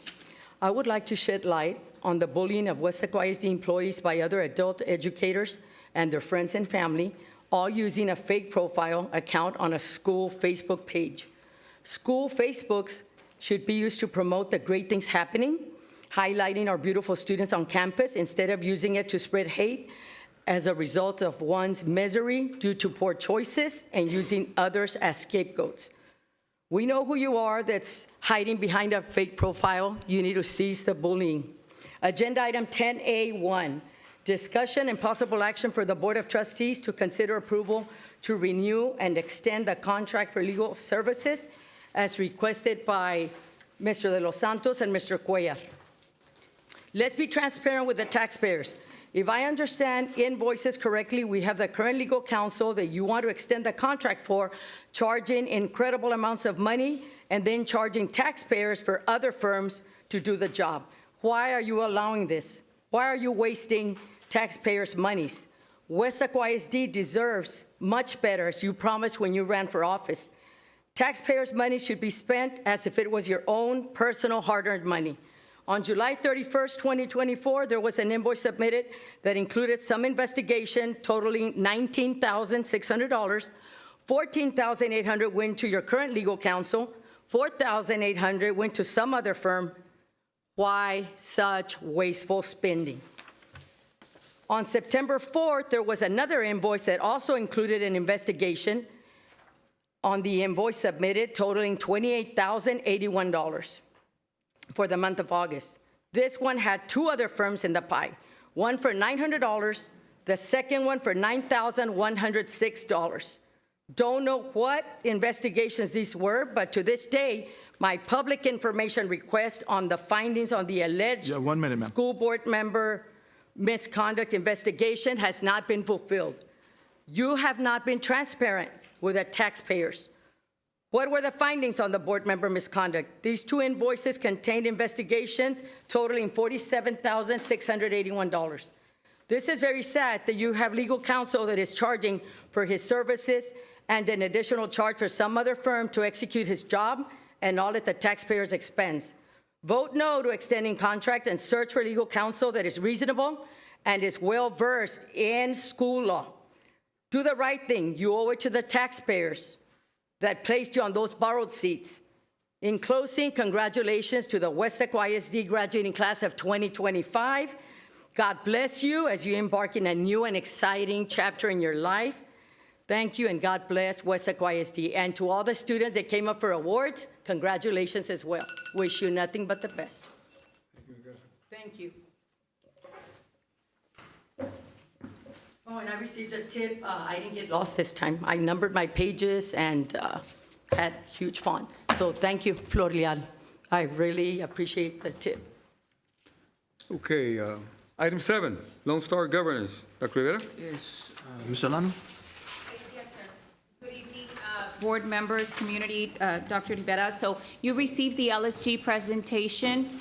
for your review ahead of time. This month, we will be reviewing benchmark results for GPMs Goal 3 and Goal 4, GPMs 3.1, 3.2, 4.1, 4.2, and discipline reports. So I'll first go over our data for 3.1 or Goal 3. In Goal 3, you'll see that our goal is to measure the percent of sixth grade students meeting the MEETS Plus on the STAR Math. It will increase from 24% to 56%. This is the overall goal. Even though you see that at the beginning, benchmark 1, 35, where we were close to the target, end of the year target 37, because we had a slight decline in benchmark 2, with a decline, I will safely put not on track, right? So benchmark 2 was 31, goal is to 37. I do want to make a note that the state target is 47 by 2027, by the end of 2027. So in support of this goal, of Goal 3, we then monitor GPMs 3.1 and 3.2, which is 4th and 5th grade data to support the 6th grade overall student results. When we look at the 4th grade students achieving the MEETS grade level on STAR Math benchmarks, this year we said that we will have an increase from 53% to 54% by the end of the year. We started benchmark 1, we scored a 50. Benchmark 2, we dropped to 41% of our student population at the MEETS Plus.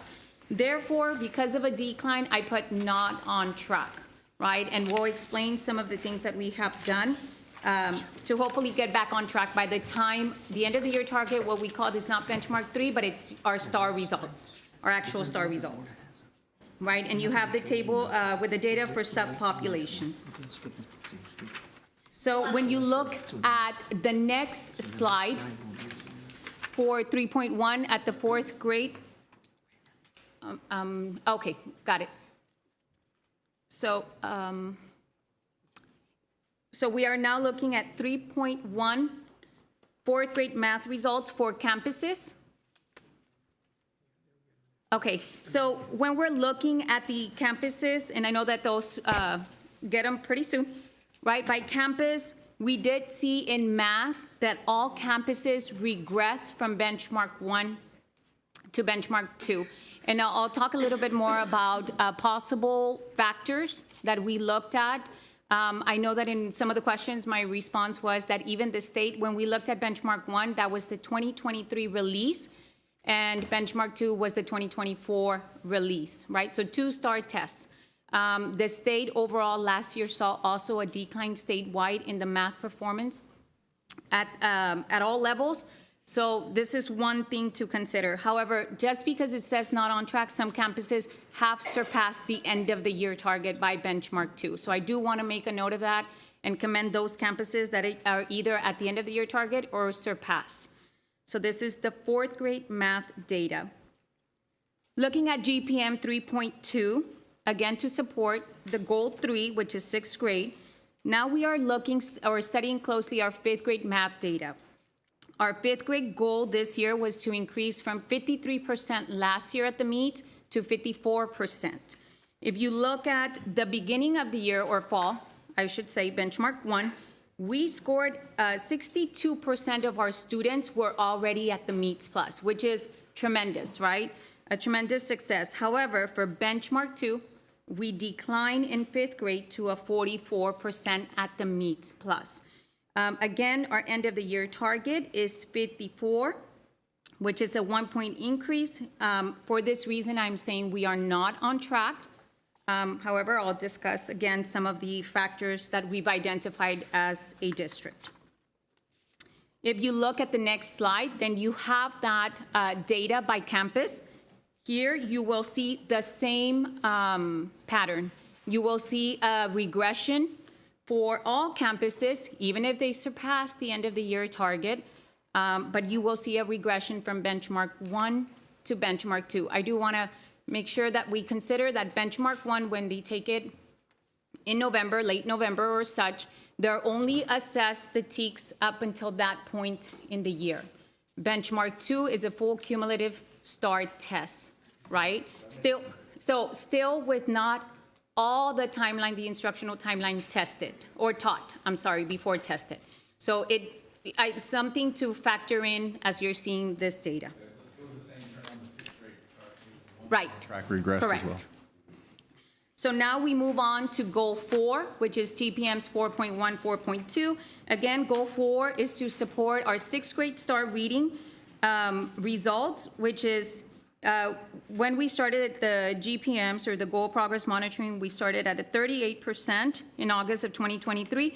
We would improve it in 5 years up to a 53% for our district. So we're talking about 53% of our students in 6th grade reading at the meets performance level.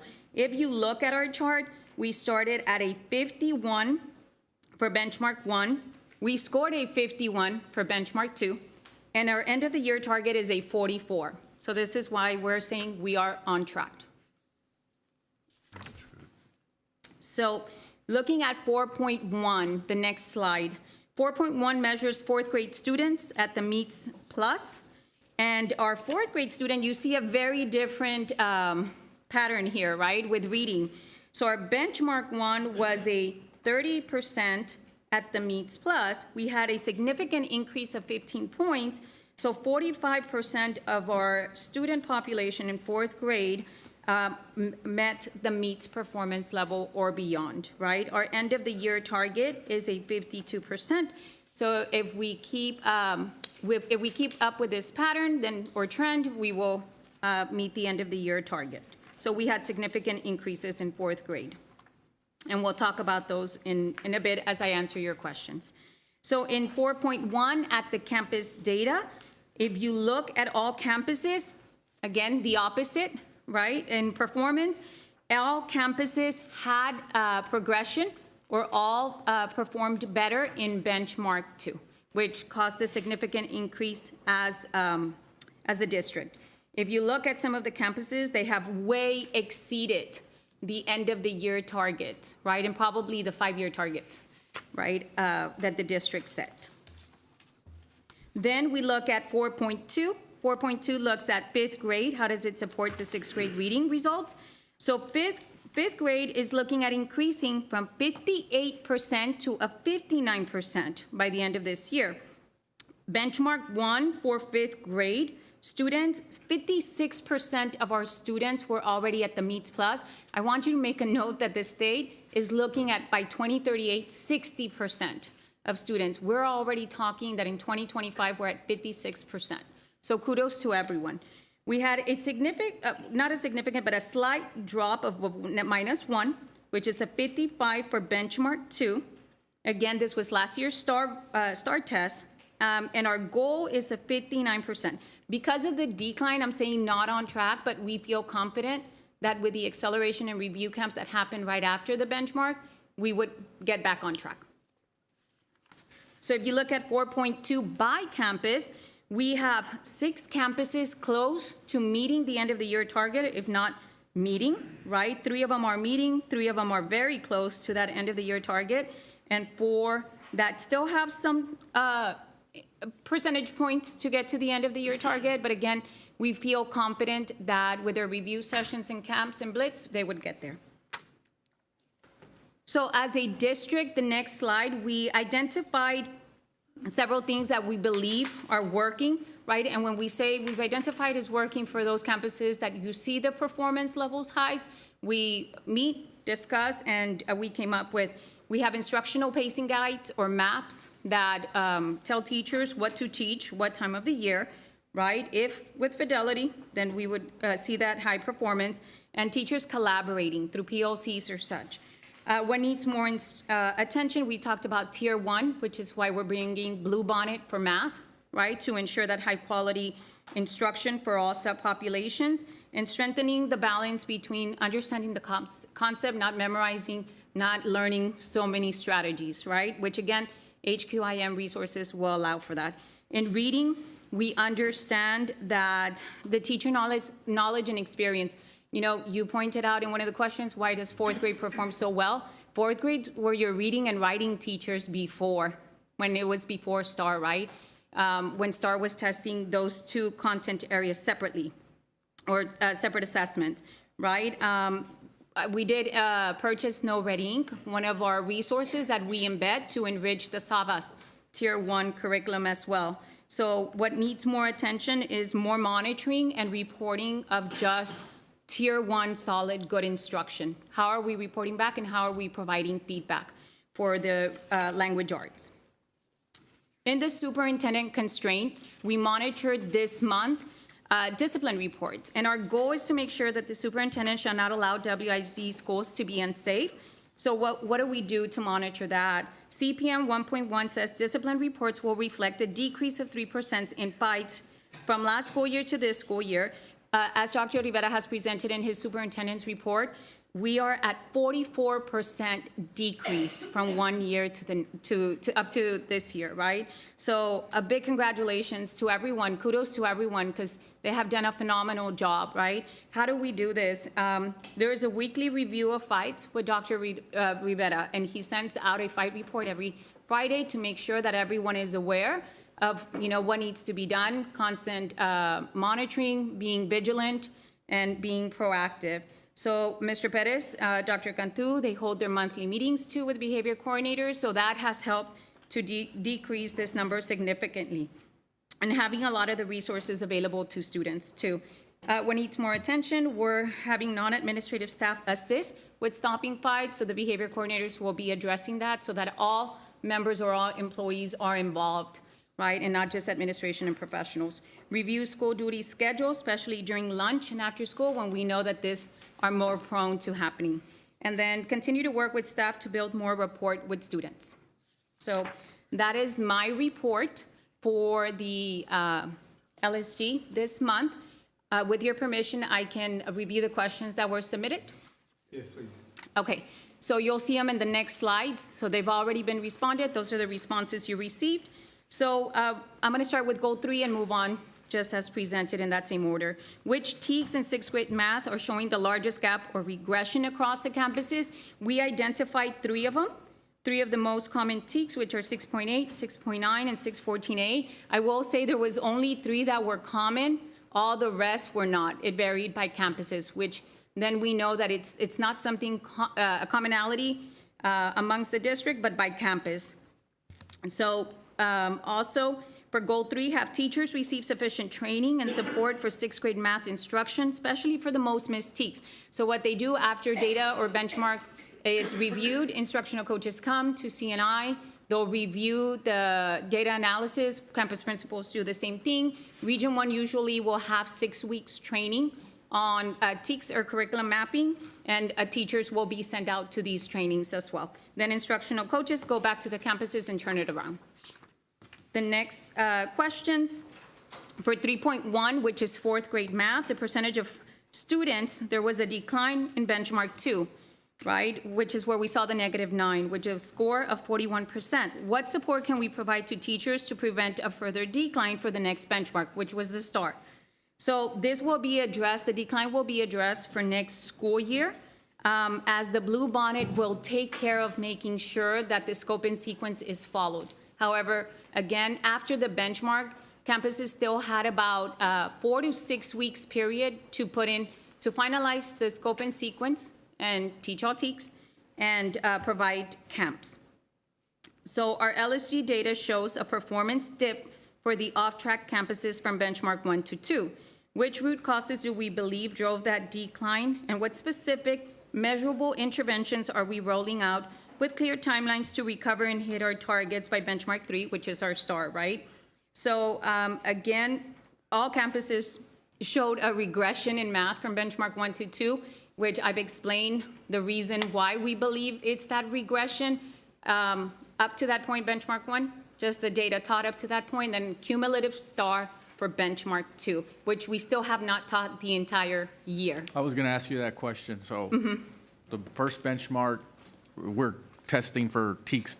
TEKS taught up to that point. But benchmark 2, they're still missing some lessons? They're still missing some, right? And they have not had any time to review, as we need to gather some data before the STAR test window opens up. Can we maybe reschedule the benchmark or align the test a little bit better like we do with benchmark 1? Our assessment calendar is going out, so yes, sir, we're doing that. Okay. Yes, so those are the main reasons why we feel that the data looks differently, right? So the next slide, the qualitative feedback from each campus offered great insight into what is working and what needs more attention for both subjects and both grade levels, which is 4th and 5th. What is the common theme that is needed among all campuses that are not on track in 5th grade math? How can we as a board align inputs to help these campuses? So for this one common theme that we felt was very strong was that the low-performing campuses, they face administrative challenges throughout the year, right? And those have already been addressed. So we have moved past that and we're moving forward.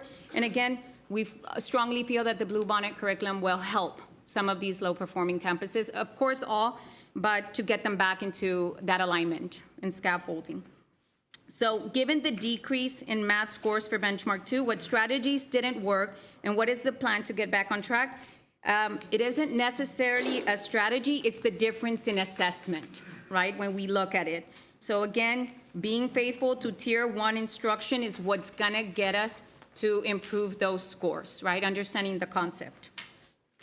Next slide, how targeted and effective are tier 2 and tier 3 math interventions currently in place, and our intervention programs aligned with the root causes.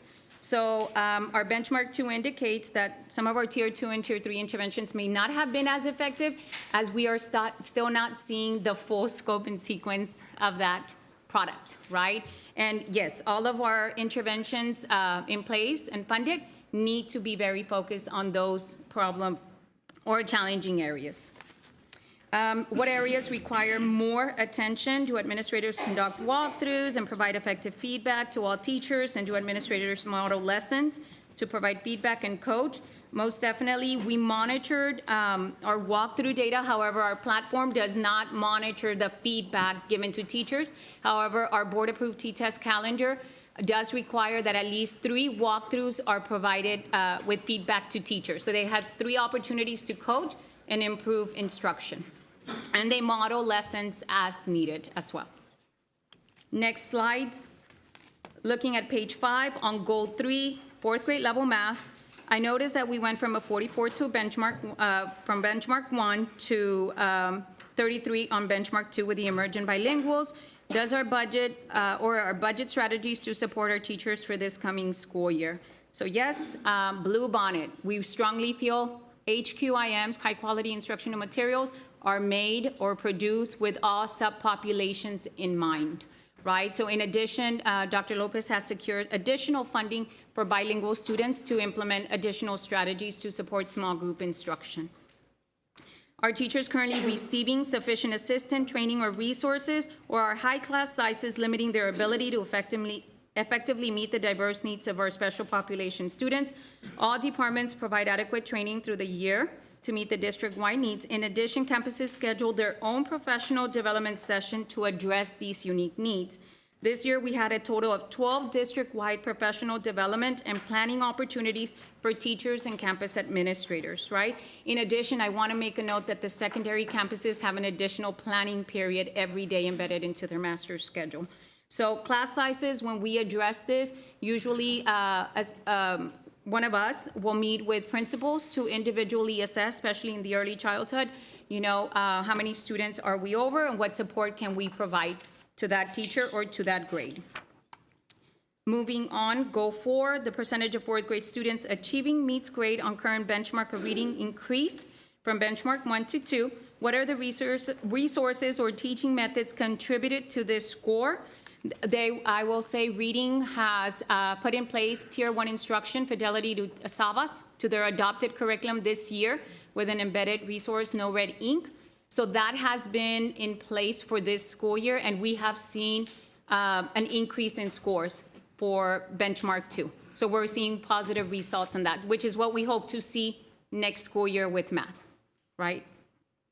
In regards to GPM 4.1 and 4.2, which is reading, what strategies work and how can we replicate that success to our lower performing schools, right? I will say the biggest strategy that we see here is collaborative internalization PLCs. PLCs based on data, taking it back, internalizing what we're going to teach, and then following through with a walkthrough in the classroom to make sure that that is happening. That is the most effective strategy or tool that we have as a district, right? And again, language arts teachers have that reading and writing knowledge that improved our scores. Then, as we move forward, what interventions or instructional practices are being used for students performing below grade level in 6th grade reading? And are they evidence-based? How frequently is reading progress monitored? And how is the data used to adjust instruction continuously? So middle schools have designed a master's schedule that revolves around House Bill 1416, which was House Bill 4545 before, that helps students who are at risk, right, of not performing to have some intervention and acceleration during the week, right, the school day. So they have surpassed their 30-hour minimum to 60 hours by building this, but every week they have to assess what intervention is needed or adjust the intervention for the next week. So that is being done by core content teachers every week. Goal 4, are 6th grade ELA teachers receiving sufficient and ongoing professional development in reading instruction and intervention? And what is the number of trainings they have been provided? Again, the RLA coordinator, Ms. Elida Ramirez, has online virtual PLCs, does in-person PLCs at the campuses, data walks, instructional feedback with the instructional coaches, which they turn around. And again, I'll reiterate, they've had 12 different opportunities, whether it's district or campus this year, to receive additional course support. The next slide is how are instructional coaches or specialists supporting the literacy improvements in the 6th grade classroom. So again, instructional coaches support PLCs, whether it's district or campus, and provide additional presentations or professional development so that they can turn it back around at the campus level as well. And then they conduct walkthroughs as well. How are we identifying and supporting students intentionally who are not making sufficient reading progress within the campus, and again, through various data sources, instruments, and resources that they have. And this is often shared with the administrative team to include the instructional coaches so that they can share out weekly or twice a week, right, during the planning periods of the teachers. Do we share the map results just automatically with the parents? The map results, I don't know that parents, well, we do as a print. Yeah. Yes, they should. Every time they assess, they should have a print. Mine. Yes, that has to be an automatic. Every time we test, parents should have an automatic turnaround with a print report. But I had to ask for mine. Okay, so I don't know if it's because they're barely testing, sir, so then we have a 2-week window to turn it around. Okay. Yeah. Let's just make sure that they automatically get Yes. it. I think it's really interesting information. Most definitely, we will.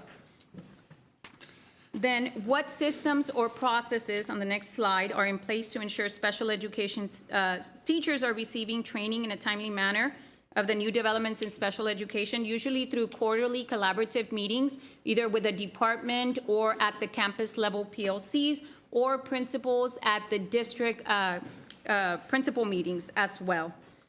And then they also have a platform by the department that provides them with the newest updates.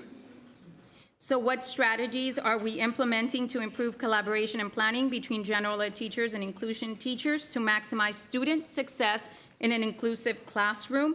So again, our biggest goal and focus these last 2 years has been collaboration between general ed teachers and inclusion resource teachers to make sure that we're meeting the same goals for the students, as the goals for both should be the same or common.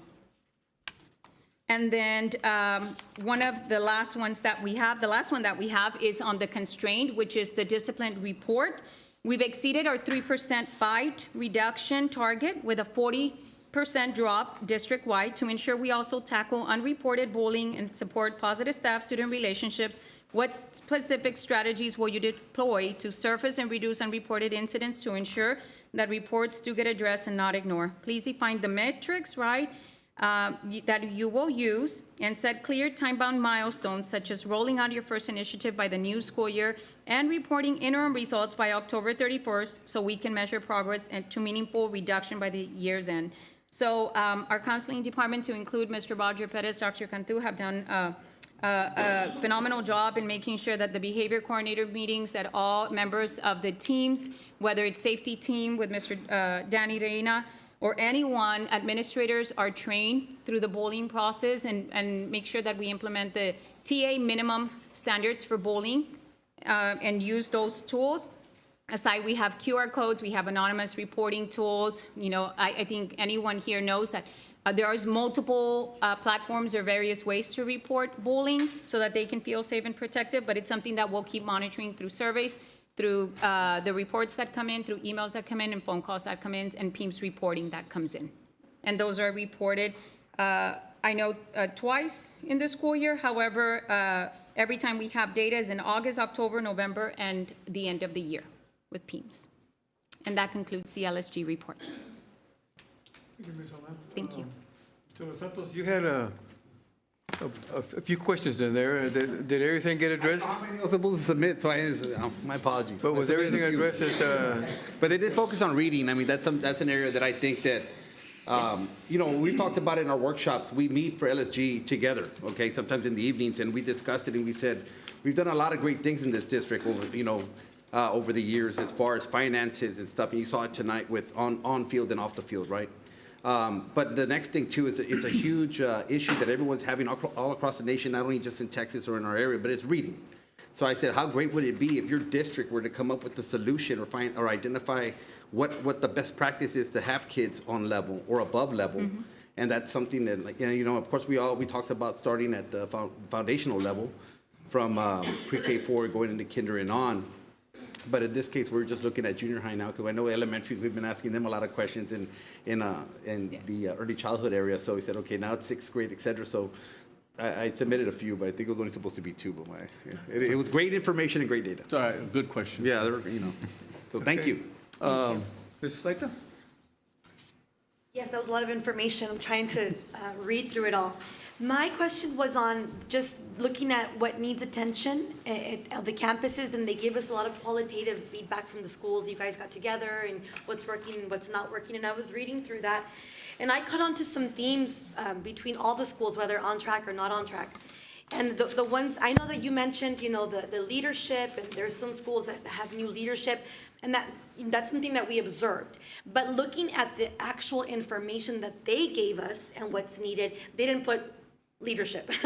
That wasn't on there. But what I caught on their responses, what stuck out to me was a lot of schools put tier 1 instruction, right? So they said we need a framework, an instructional framework for math. My question was on math, on the 5th grade math. And I saw that a lot of these, the math, what needs more attention, a lot of the schools listed manipulatives, and like what Fleckler put, and they're on track, they put a hand to mind learning, because little ones need that conceptual, that procedural, they need a balance of both the conceptual and this procedural. But they're telling us we need more tier 1 instruction, we need more manipulatives, we need more time to plan, to use those manipulatives and to use those things that we need to use. So that was my question. You know, there's a theme amongst all these schools, whether they're on track or not on track, and they're all saying kind of the same thing, that we need more manipulatives, we need more time to plan. So my question was, what can we as a board do to help them, other than the funding, you know, let's get them the resources they need. Other than that, what else can we do? So about 2 to 3 weeks ago, we met with Blue Bonnet in Region 1 for the Blue Bonnet, right, implementation. Every grade level up to 8th grade received a list of manipulatives or supplies they'll need already, so that we can start the purchasing of that, so that they can have everything hands-on and ready to go. So Blue Bonnet already comes with all of that. So tier 1 will be our Blue Bonnet adoption. Manipulatives, it already comes, right? We purchased the entire, basically, kit, and then we'll just purchase the additional small items. Oh, that's great to know that it comes with all it does. whatever you need. Right. Oh, that's great news for a teacher. Okay, thank you so much. Yes, thank you. Okay, Dr. Rodriguez? Just a comment, you know, and thank you for all that information. You know, I know with math, you explained, and I think, you know, I have faith that we can get back on track with math, and, you know, in regards to the reading, you know, with being on track, like Mr. De Los Santos said, you know, the foundation, it's the foundation. I think with the reading scores increasing, I think we'll see everything else increase across the board also. Yes. But thank you for the info. Thank you, sir. Cosetta? Yes, I'm going to piggyback a little bit on what Jackie said. I think listening to the people in the trenches at the schools, what needs more attention. And I agree with Jackie. There's some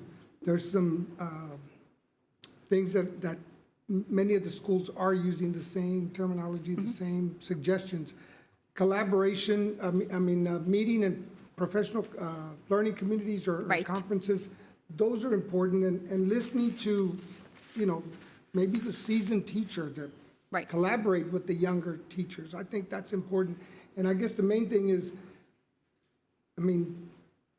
who's monitoring all of that? Right. So the reason I say leadership, Mr. Sedna, is because leadership will make that happen. We'll carve out that time and we'll lead it, right? Leadership as in your instructional coach, your AP, your principal, right? There's to a lot provide on their that, plate. right? There's a lot on their plate. So I think there needs to be more. And I think we're moving in that direction tonight, I believe.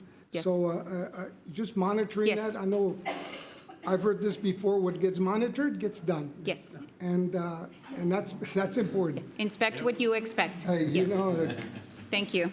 That's one issue. But the other thing was, well, I'll save it for. But I wanted to just piggyback on that and listen to the people in the trenches.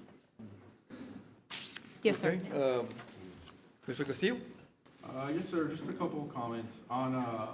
On your slides where you have what's working, what's not working, do you come up with a plan for the specific campuses, or is it just a general overall plan? No, it's specific to the campus. Okay. Yeah. Yeah, because the way it's presented to us, it's just kind of overall. So I was just wondering if we're kind of customizing that for each campus. And then the next one is just a comment. At the administration level, we could just have a sense of urgency to give the campuses that are not on track the resources that they need. Kind of talking to some folks, they say, well, population there or population over here or whatnot. But we have one campus that was on track on every metric that was given today, and they could be said that, that they're on the north side of town. They're not on the south side of town. And Gonzalez Elementary is doing a great job. Every presentation, they're always green. So what can we do? What can we copy from there to the other campuses that are literally right next door to increase? Very intentional PLCs and time for internalization of lessons. Well, because I want to be at a point where they're all on track. Most definitely. So, all right. That's all I have, sir. Okay, and my question had to do with budgetary strategies to close the gap with math at the fourth grade level. We've invested a lot into the Blue Bonnet. My question is, are we going to need any special training to make sure that when we implement this program, everybody's well prepared to present it like it's supposed to be, so we're all on the same alignment? Yes, sir. We've started the training since late November, early December. So basically a half year early. Yes. Yeah, And I know administrators it continue. may have been discussed, but I'll re-emphasize again, because for anything to work, you need to know how to use it correctly, so. Most definitely. That's going to be key for things to close that gap that we're looking at. Yes, we agree. Well, I appreciate that very much.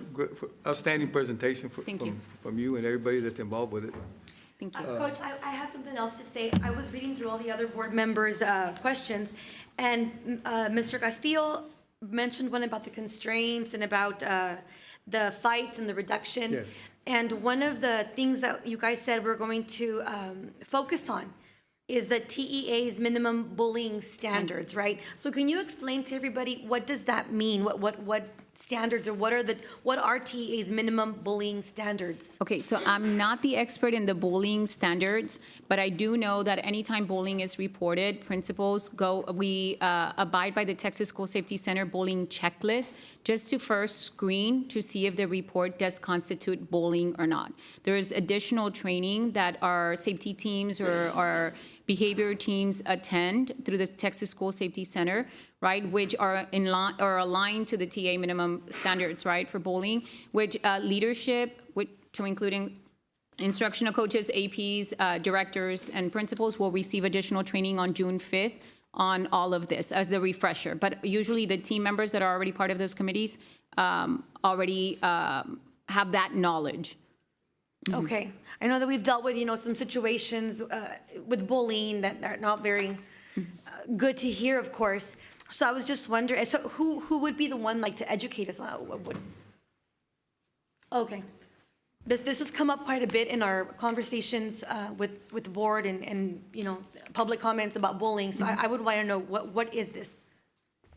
Thank you for your question, Mrs. Sustaida. Good evening, Vice President, Dr. Rivera, and members of the board. On the TEA's minimum standards for bullying, actually, that mandate was pushed out by TEA on January 31st, 2023. And basically, it has many indicators. Majority of them we're already doing. So the first one is, research-based strategies or content, or research-based content needs to be integrated into the curriculum. So what we did like a couple of years ago is that we hired counselors to write the curriculum in the summer. And so this is the first year, school year 24-25, where those, the one that we wrote, the curriculum, has been integrated into the classroom once a month. So that's one that's indicated on the TEA standards of bullying by TEA. So the second one is there has to be a survey that is pushed out to the students. And so since we're already doing the panorama, so what I did, or what we did, is integrate or customize bullying questions that provide quantitative responses as well as qualitative responses. And then with that, we actually analyze the data, and we are required, according to the standards of bullying, to come up with an action plan based on the responses on the survey. Do we have an action plan? Yes. Okay. So that's actually something that, so every month, so we, at the campus, so that's another, so the third indicator on the standards of bullying is that each campus must have a committee on bullying prevention. So basically, they can come up with a new committee, or they can integrate an existing committee already. So since they already have an SEL committee at the campus, so we're just calling it SEL Bullying Prevention Committee. And so they meet every month at the campus level, and at the district level, like what somebody said, what monitors get done. And Ms. Solano said, you inspect what you expect. I've never heard of that, but that's amazing. I'm going to start using that. So basically, every month, I meet with the campus SEL committee representatives via Google Meets, just to make sure that they are on track, that they're meeting. And then we have a documentation where the campuses are actually dropping their agendas. So we have documentation. We're trying to be in compliance with the standards, the minimum standards of bullying. So another one is we need to have a policy. So I'm kind of enumerating the minimum standards of bullying indicators. So another one is that we need to have a policy. And in the policy, it's a two-pronged. So the first one is we need to have an automatic system where a system where the stakeholders, students, parents can actually report bullying. So let me see. I think I put a link. Let me show you where that link is. I mean where that is. On the website of us? On the website. Is that okay if I show it? Yeah. Yes. So if you go to the parents and students, at the very top, actually. So there are two places where you can find it. So you can actually find it on the landing page for student support services, but the easiest way is go to the student discipline, and then online student reporting system, right there. And this is for students and parents to report something? Yes, it's available to everyone. And then at the very bottom where it says click here, to the bottom right, click here.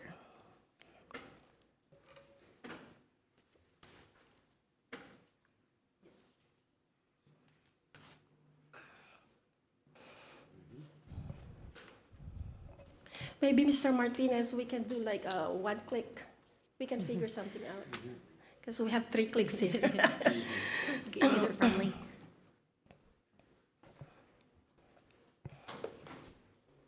Not coming up.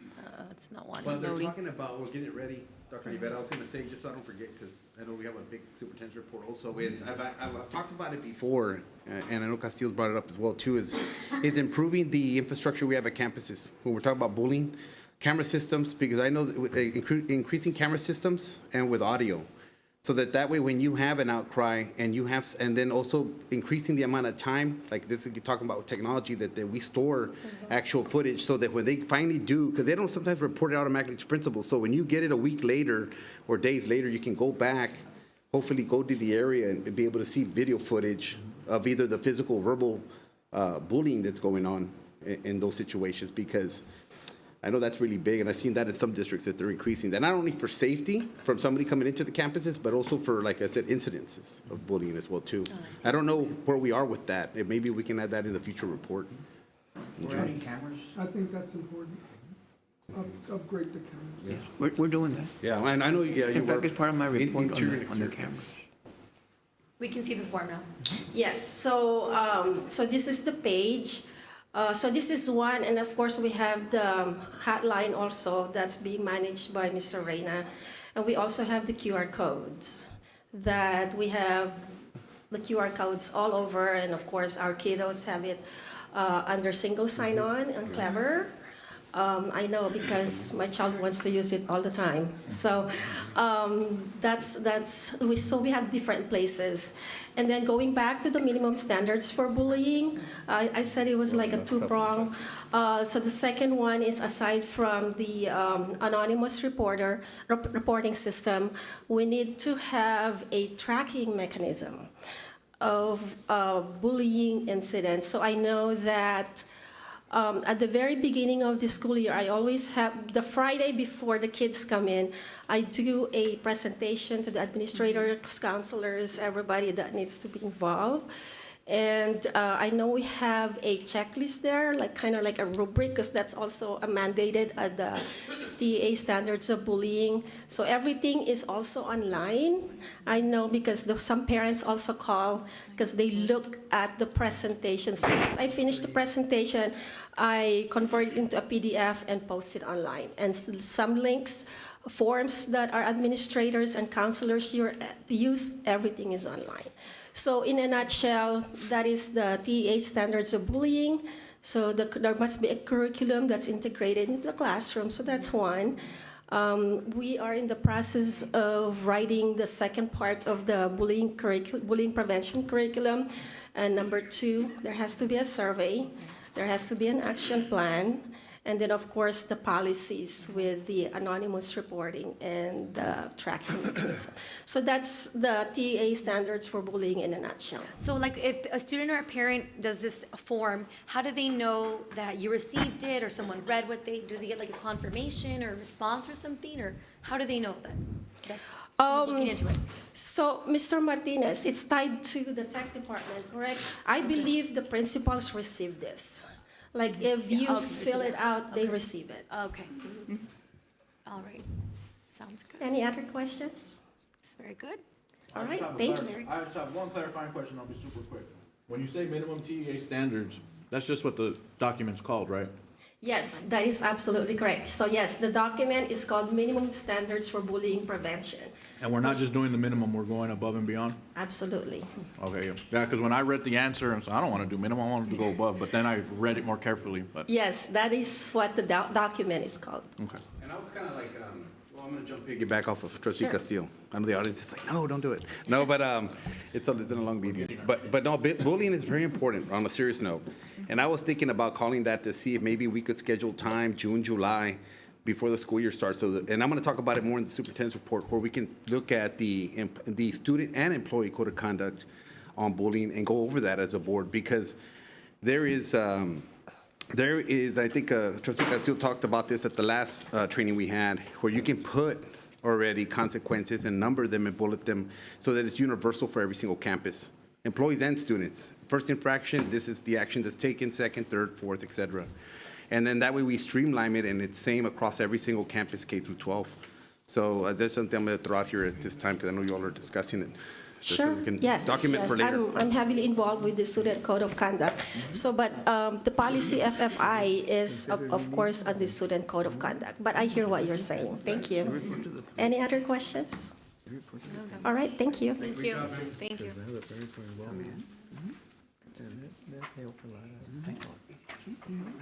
I'm just thinking about that.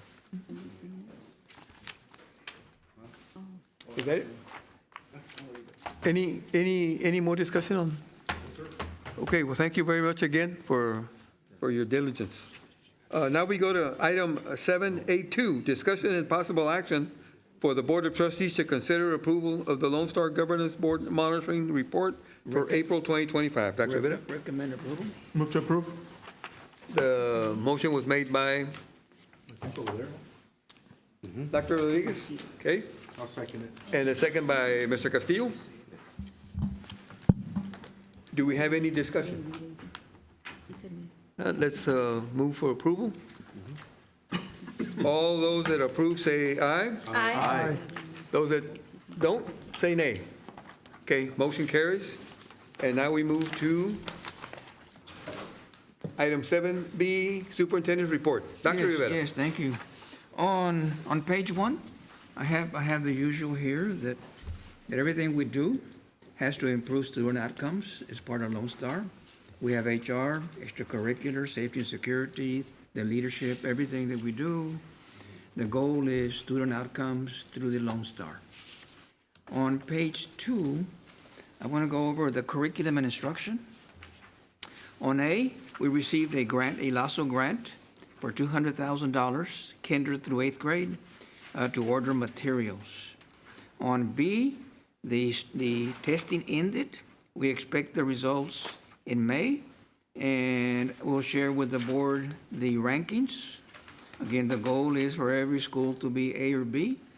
And even though we're told we can't release them, I'll still share with the board our scores like I did last year. So again, the testing is over. The hard work is done. I want to commend our staff, our principals, our teachers, very hard work done during the year with our students. Summer school now, we're going to start summer school, and we're going to have professional development, curriculum writing, and we're going to start the programs in Gonzales Elementary, Sam Houston, Mary Hogue, Weslaco High, Weslaco East, and the programs available on DB will be extended day, age, bilingual, migrant, special ed, TSI Summer Bridge, STC, UTRGV Tech Prep, UTRGV Railways, and the summer recreation also in the fine arts. Again, we're fortunate that we're having summer school. There are many districts that have canceled summer school because of monies. But again, we want to make sure that we have summer programs available for our students to be able to become better for the following school year. On page 3, this is the enrollment comparing last May to this May. And on the bottom, you can see there were about 90 students less. We're losing students. Every district in Region 1 is losing kids. But compared to other ones, other districts, some are losing 500, 1,000. So we are losing students. And I just want to say that there's going to be the vouchers that will be addressed in the virtual schools. We're doing some rezoning for this coming school year. And I want to go over these one by one so you can see the enrollment, who has a plus and who has a minus. Sam Houston, there's a plus, 752 to 761. Silva, there's a plus, 652, 685. Gonzalez, 622, at a minus, 562. Margot, 1,087 to 1,090, 3 more. Airport, 791 to 797. Memorial, 1,100 to 1,129. North Bridge, 750, a plus 775. Rico, 805 to almost 800. Kleckler held, 957 to 904, a minus. Ibarra, 513 to 501, a minus. Mary Hogue, 910 to 833, a minus. Cuellar, 630, a minus to 619. Central, a slight plus from 1065 to 1076. B. Garza, A minus, 937 to 917. The College and Career is something new. In fact, we're going to have a graduation here next week, about 30 students. I want to commend our staff, our principal for this program, Mrs. Wells, and Mrs. Trejo. Not Ms. Trejo now, right? It's Standard. Sorry. And then we have South Palm Gardens, 51 to a plus 71. Weslaco East lost a little bit, 2,043 to 1977. Weslaco High, 2,628, a plus to 2,663. I just want to add that the more students we have, the more staff, more counselors, more assistants, more teachers, and more assistants. We're monitoring this. We're doing some rezoning, and the goal here is that for next year, we don't lose students, that we gain students, but to be continued.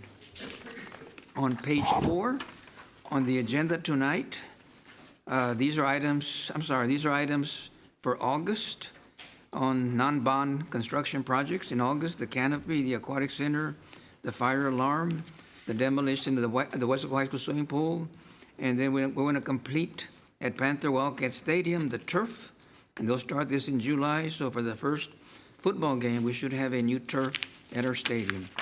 On page 5, this is the status on bond construction projects for June and for August.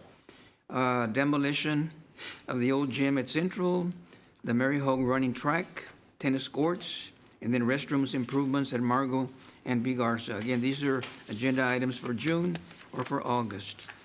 The tracks on Central, on page 6, I want to say that this is the one that's ahead of everybody else. It's already complete. We're doing the punch list, and we'll bring to the board substantial completion, hopefully final completion for the June board meeting. On page 7, B. Garza, the schedule for completion is May 29th, this month. And on page 9, Armando Cuellar, scheduled for completion on June 2nd.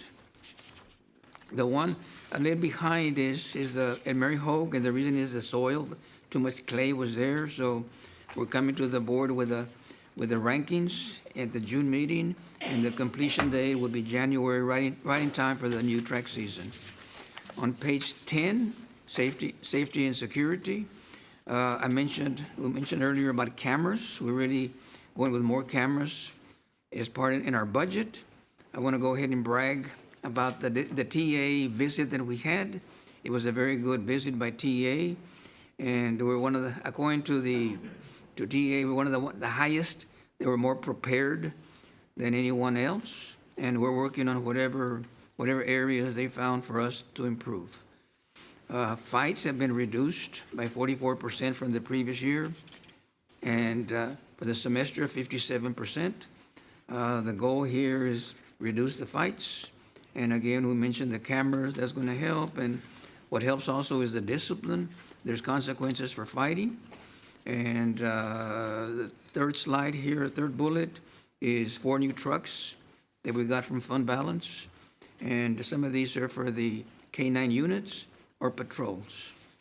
On page 11, this is a topic that all of us are concerned, and I just want to say that our goal is zero tolerance with staff and student bullying. So it's not just students.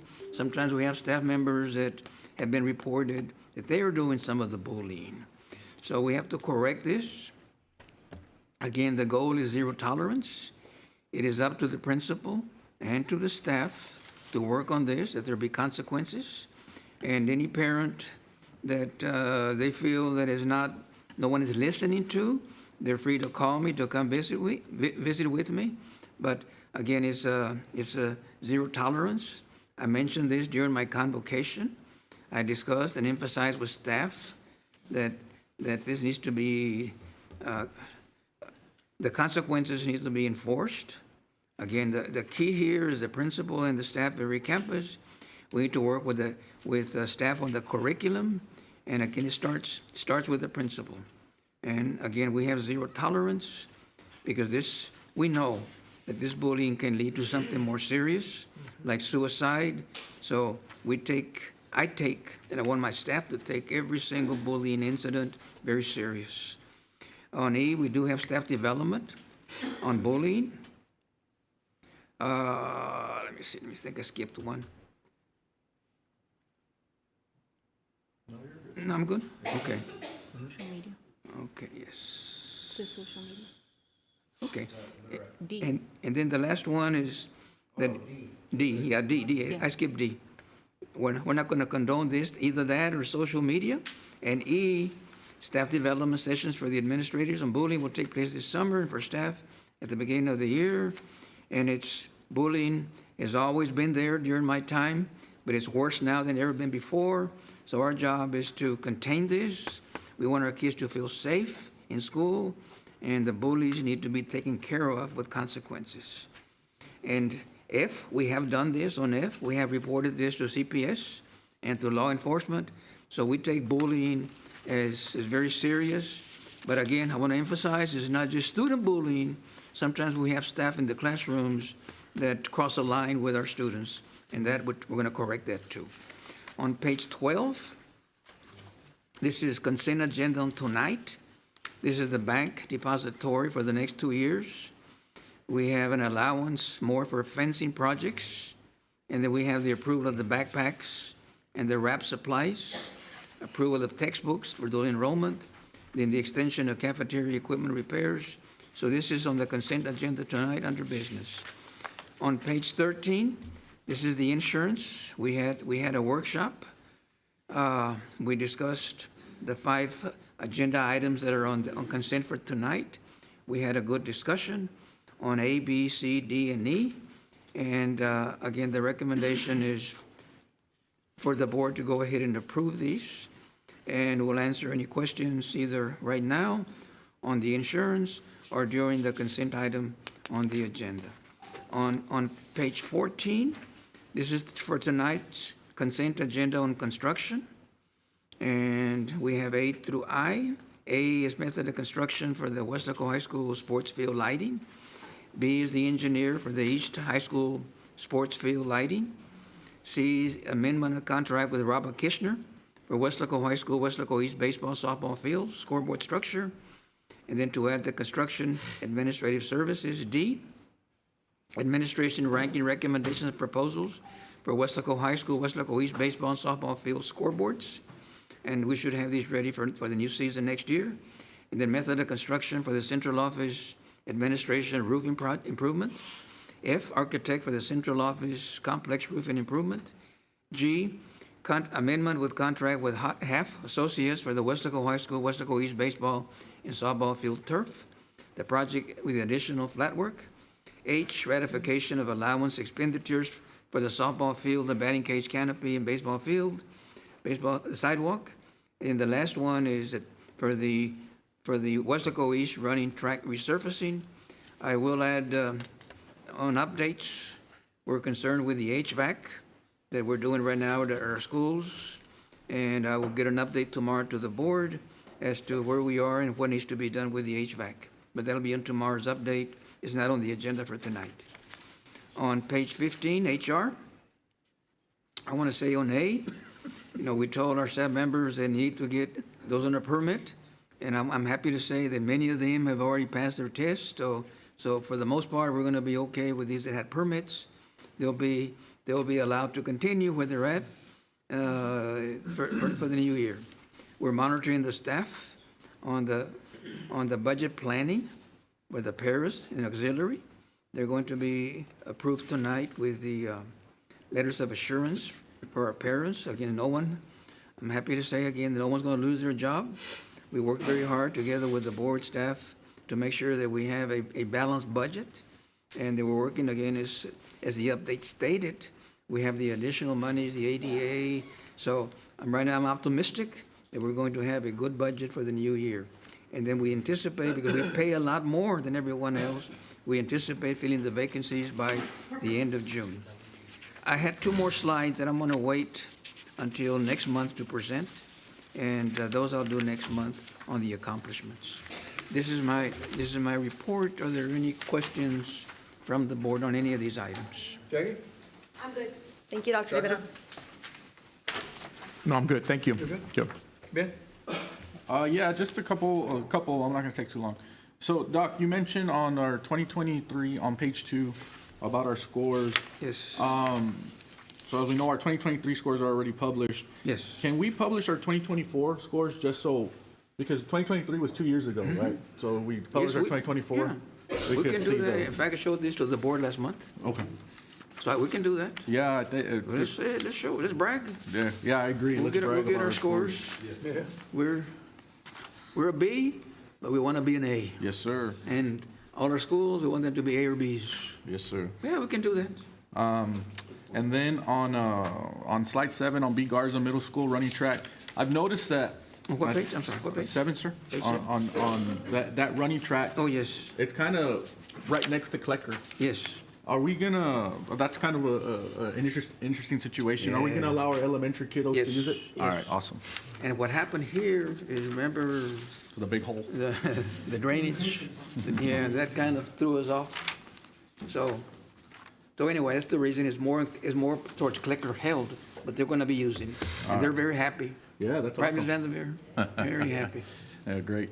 On page 12, sir, on B, allowance expenditure for the district-wide fencing project for modification of large-size rolling gates.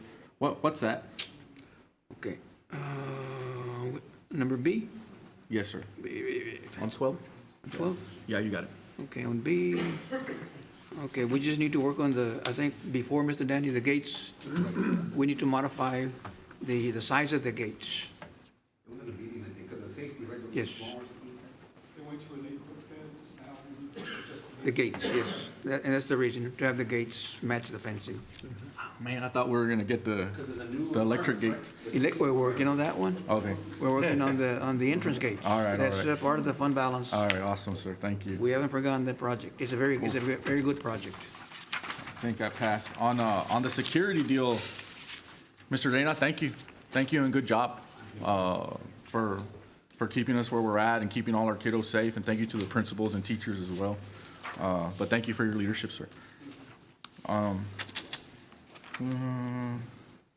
On 14, on ratification of allowance expenditure for Weslaco High School softball field, batting cage, canopy, and baseball field sidewalk, are we going to do something similar for Weslaco East as well?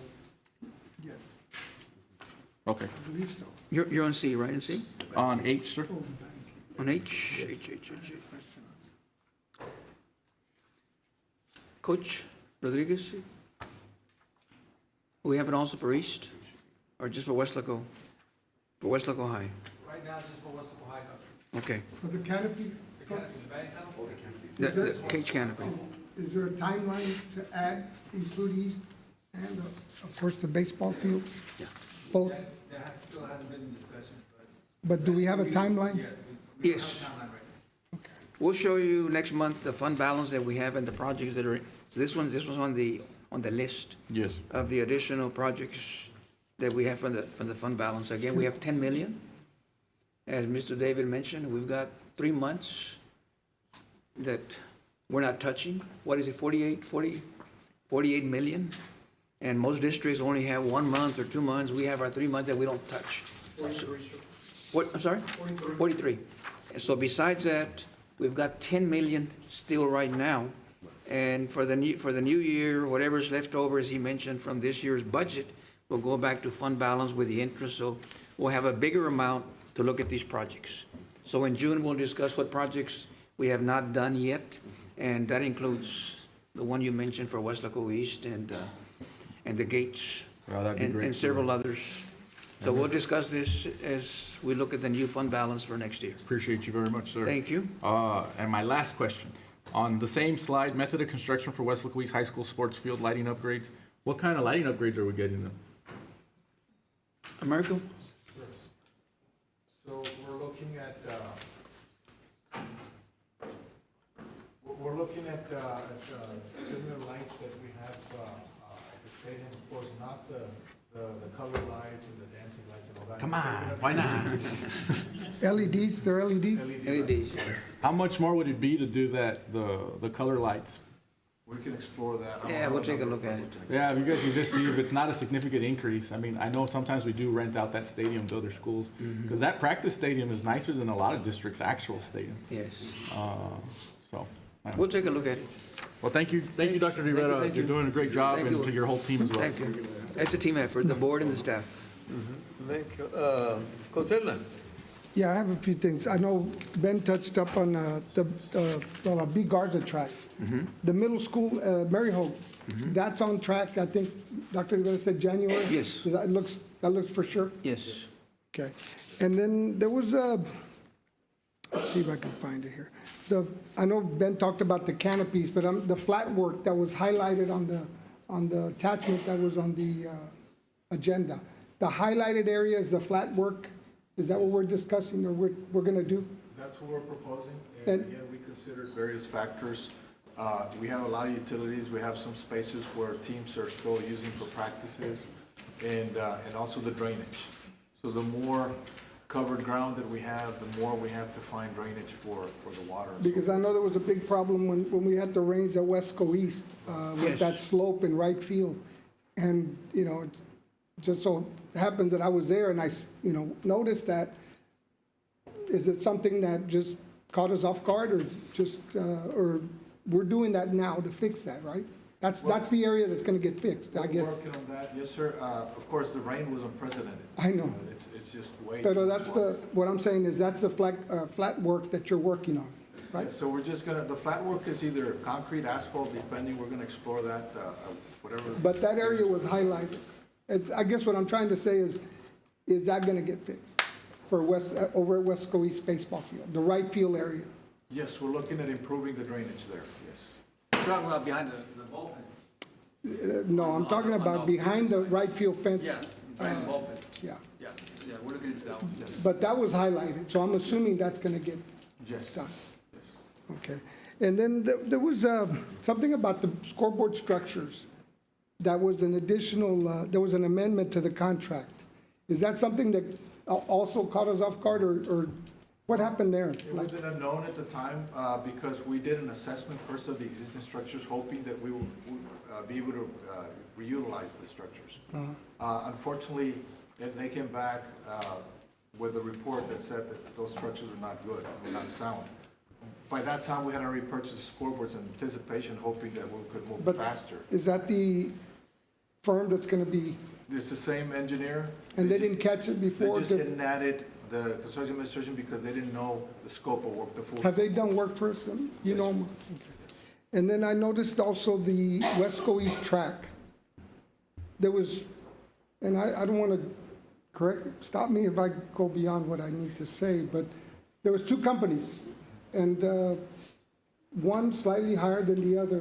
One that's from, I think they were from Maryland, if I'm not mistaken. Yes. Have they done work for us? Yes, both companies have done work for us.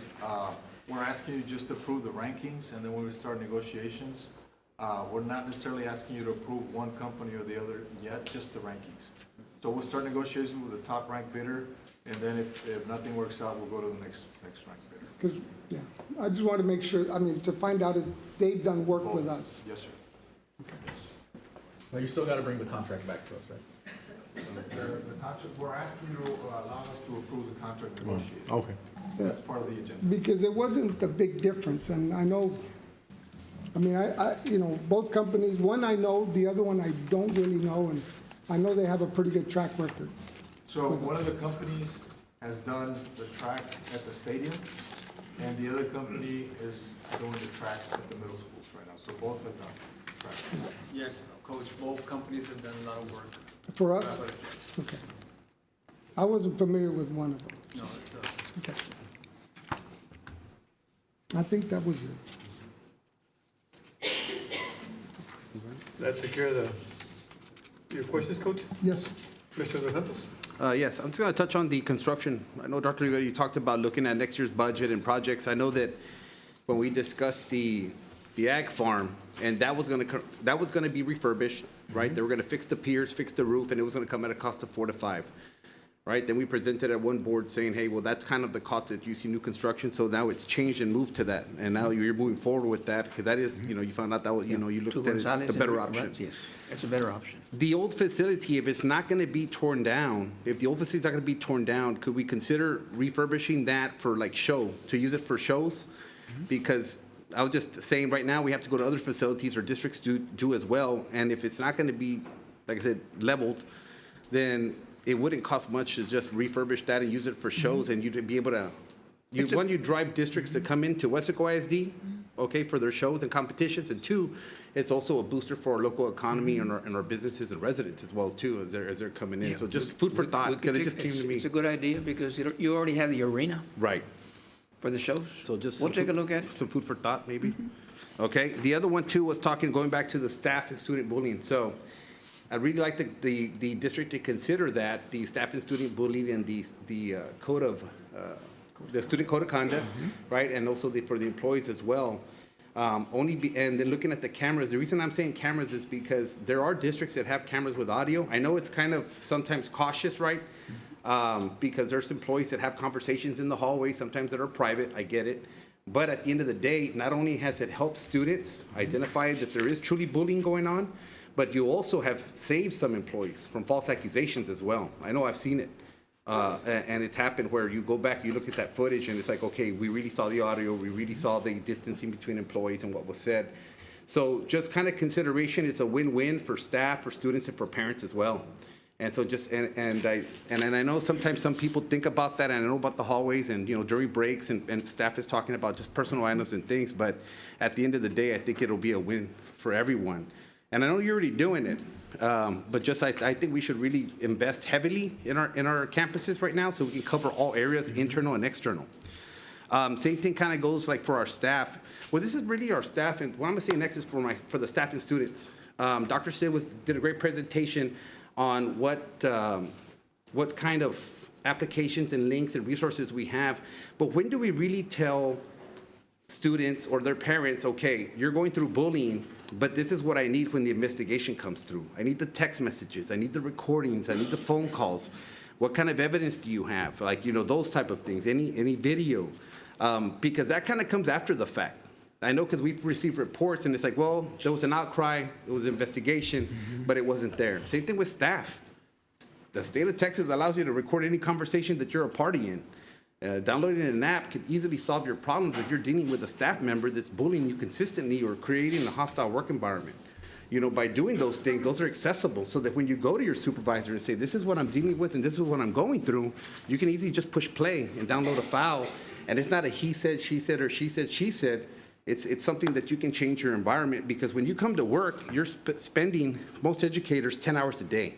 There's 24 hours in a workday. And to have someone, whether it's a staff or a student member, creating a hostile, horrible work environment for their own pleasure or narcissism through the false veil of altruism, it's unacceptable. And you need to say something, especially parents. I'd like them to get a flyer saying, if there is an account of bullying, this is what we need from you, right? This is what your child needs to get and receive, so that then at the end of the day, you could stop it. The other thing I'd like the board to consider also is the fact that we need to look at our policies for punishment. Because when I saw videos online years ago, I haven't seen that lately, but where you clearly see that a child's being assaulted, okay? If you're in the mall and you get assaulted by someone, you defend yourself, they don't put you in handcuffs. They don't arrest you. But sometimes in school systems, when a child defends themselves, they also are at fear that I'm gonna be also, held under the code of conduct. You have individuals that are part of student groups that have zero tolerance and cannot have any infractions whatsoever. So if they're caught into a situation where it's debatable, where was I the victim or was I the assaultee, they're taking a risk that they're gonna be removed from something they love and they're passionate, which makes them automatically instant victims for these predators, right? So that's what they are. And so my question is also, can we have like a presentation if we do look at the student and staff code of conducts? Can we also have a presentation? What do we do in a situation where a child's assaulted? Are they given some kind of counseling, and do we get their their report, or do we actually also send them to DAP or ISS and things like that?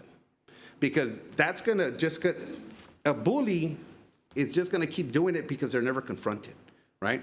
No one ever calls them out, never ever stands up to them, right? They're feeding this darkness that they have, and they won't stop because nobody stopped them before. But once you actually put something into the code of conduct, and you have steps there and you address it, it'll stop it. So like what I'm saying is, if you're assaulted and you defend yourself, do you deserve to go to ISS? I mean, you did not interact, you did not look for If the. it's a victim, he's not punished. Okay, we have that already? Okay, good. 'Cause Well, I know I had some I don't know, we emails where haven't- it was the opposite, but then, Yeah. like I said, I'm just a board member, I'm not working. I don't for know if it's in campus. the handbook, but that's common practice with the principals. They know Right. that if it's the victim, he's out there Okay. defending himself, Then he's not don't- gonna be disciplined. If they defend themselves, oh, okay, all right. Just mitigating factor. Yeah. And that's where I think the cameras come into play, so the investment into the cameras, I think, will be huge, so. In fact, we had just- one earlier, one of the middle schools last week, in which it was an assault.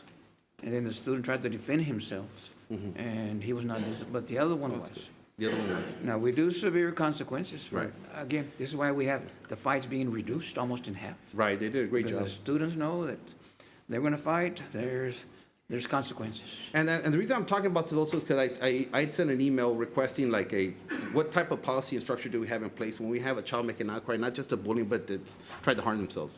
And what do we do in that situation? So that's kind of where all that's coming from. And like I said, I know we've had it in the past where it's been missed. And that's something like we have, and I know you're passionate about this, but we can't make any mistakes there. No, I agree. Yeah. Thank you, sir, for your time. Thank you. And looking over the schematics of the tracks, Coach Rodriguez, Americo, have you already designated an area for the shot and discus? So that that's never a safety issue? Because the last thing we need is to have those, slabs where there's going to be a lot of student movement, and we don't want anybody hitting by a shot put or a discus flying around. Although they're a nets to protect stuff, things do get, thrown over those nets sometimes, so we want to ensure that safety. And Doctor, has everything already been budgeted for your jump pits and your hurdles and your starting blocks and all that stuff? So hurdles, we have plenty. We just got some from the state, so we'll be passing down some hurdles. As far as the landing pits for the high jump, that's one thing we're working on right now. Good.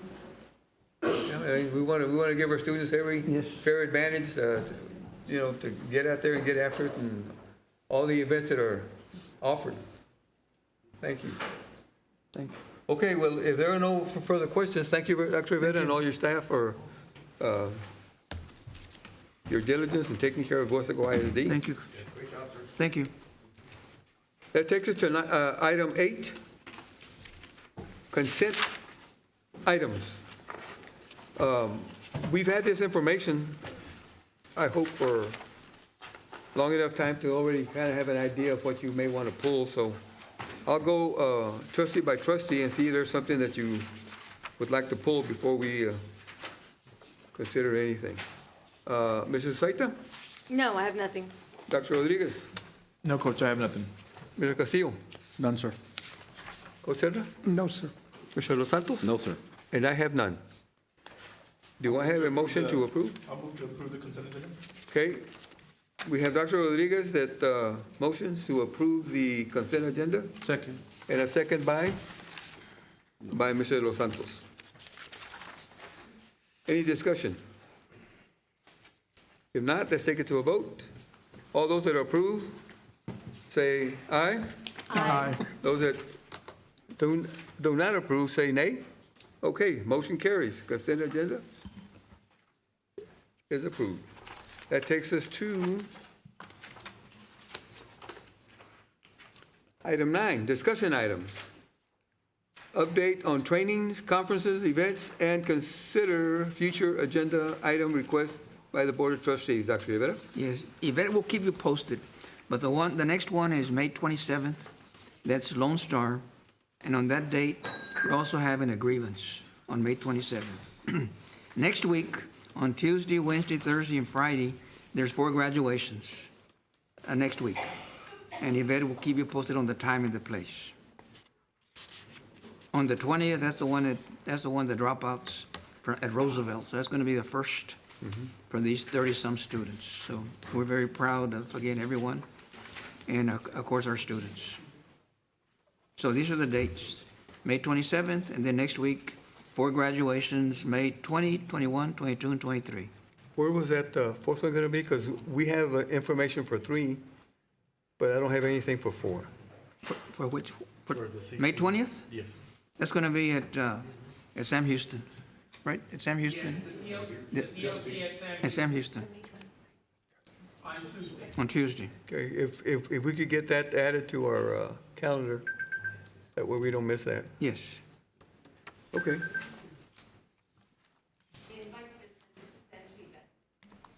Okay. We good? Good. Okay, thank you. Item 10, discussion and possible action. 10A.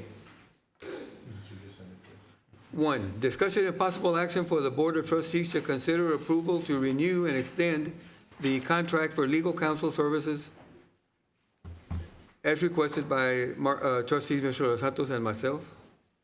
Or, discussion and possible action for the Board of Trustees to consider approval to renew and extend the contract for legal counsel services, or approval to release a request for qualifications for legal counsel services as requested by trustees Mr. Staita and Mr. Castillo. Make a motion to approve an extension for legal counsel services, for renewal and extension. Okay, Mr. Los Santos has made a motion to approve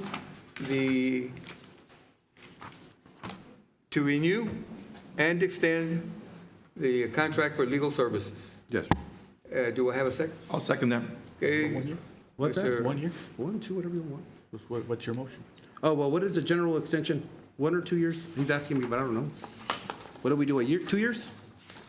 2 years? I think last Oh, time 2 we did years. 2 years. A 2-year extension? Yes. Okay. Can it be terminated anytime we need to Yes. with a 30-day notice? Yes. Okay, the motion is to renew the contract for legal service, and we're talking about Mr. Eloy Sepulveda, Yes. and give him a 2-year extension? Yes, sir. Okay. That was the motion. Now we have- Motion by Mr. Los Santos and second by Dr. Rodriguez. Okay, let's take it to discussion. Ms. Staita? Yes, the reason why I brought this to the agenda was, and I've talked to the board, you know, and we've had plenty of discussions about this before, so I'm not going to go into details. But I wrote some notes down for myself so I don't forget what to say. I put here, avoiding open communication can create a culture of silence and prevent the team from benefiting from different perspectives, right? Because good teams don't have to always agree. We can agree to disagree sometimes, and it's okay. That's what good teams do. We agree to disagree. We don't take the boxing gloves out because we don't agree. So my perspective on this, through my studies, and I'm no school law lawyer at all, but through my studies and what I've been reading and what I've been researching, what I presented to my class on, I've come to have expectations of a legal counsel for a board. And my expectations are that a lawyer should represent the board as a whole versus an individual trustee. And a lawyer they should be a legal expert for the school board. They should have that knowledge about school law. That's an expectation that I have for our legal counsel. For that legal counsel to collaborate with the staff and to be financially responsible, of course. Those are some of the expectations that I would have as a legal counsel. And I know we all have different values. You know, each one of us, as you can tell by the questions that we ask all the time, you can tell who's into what, who's interested in what, because we have different values. And not only that, but as a woman and men, we have different values. So we always bring different perspectives to the issues that we deal with. And so my values might be differing maybe on this agenda item with my fellow board members, and it's okay. If I agree, if I say no and they say yes, hey, it is what it is, it's okay. But I believe in advocating for what I believe in and the things that I've come to learn about. And so that's my perspective on this and why I chose to say, hey, you know what, that doesn't mean we're getting rid of Eloy. That doesn't mean we're getting rid of him. It just means let's go for RFQs to see if there's anybody out there that can offer us great expectations that I would have for a legal counsel. And there's one quote that I just actually wrote about. It's Socrates, and he says, question everything. A life unexamined is worthless. And I've been doing a lot of critical thinking and self-reflection about everything, about life, about what we deal with here. And so I just said, you know what, maybe it's time we do that. But if the board feels differently, it's okay, we'll agree or disagree. But that's what I wanted to say. So thank you. Dr. Rodriguez? Good? Mr. Castillo? No comments. Mr. Serra? No comment. Mr. Los Santos? Yes, I have a comment. I agree. I'm going to piggyback off of Trustee Sustaita that you're right. The board has to work as one unit. But at the same time, also, I have to look and make decisions based on an individual and what they've done for the school district. A lot of people sitting in this room have done a lot for the school district, the ones that clock in and clock out every day and sacrifice as well. I can't let somebody's character and work be assassinated at public comments or whatever the case may be, or through doubt, because especially when they've sacrificed so much. We get presented the cost every single month, I believe, yes, as far as attorney costs. We have expertise also on the board as well, too, in that area as well. And Mr. Sepulveda kind of was with us here during the darkest times that we've seen in our school district, going through a forensic audit, findings, et cetera, and whatnot. Being to navigate through that as we did as a group, as a team, and yet our taxpayers were taken care of. We didn't see massive payouts. We didn't see employees, making massive lawsuits and winning this. And you saw change in structure and positive change as well, too, within our school system and how we operate. And for an individual that's charging less than the market value, for an individual that's charging 0.25, which is 15 minutes, it just goes to show the dedication not only of the Sepulveda law firm, but also somebody from the community, right? Because we always look at that and look at the people that support us. All his reports, I would say, some people call them investigations, have always been voted on 7-on-7. Since every single one that he's turned in. You heard about it here at Public Comments today, talking about the collusion report. If you go back, it's a 7-on-7 vote. It was accepted unanimously, right?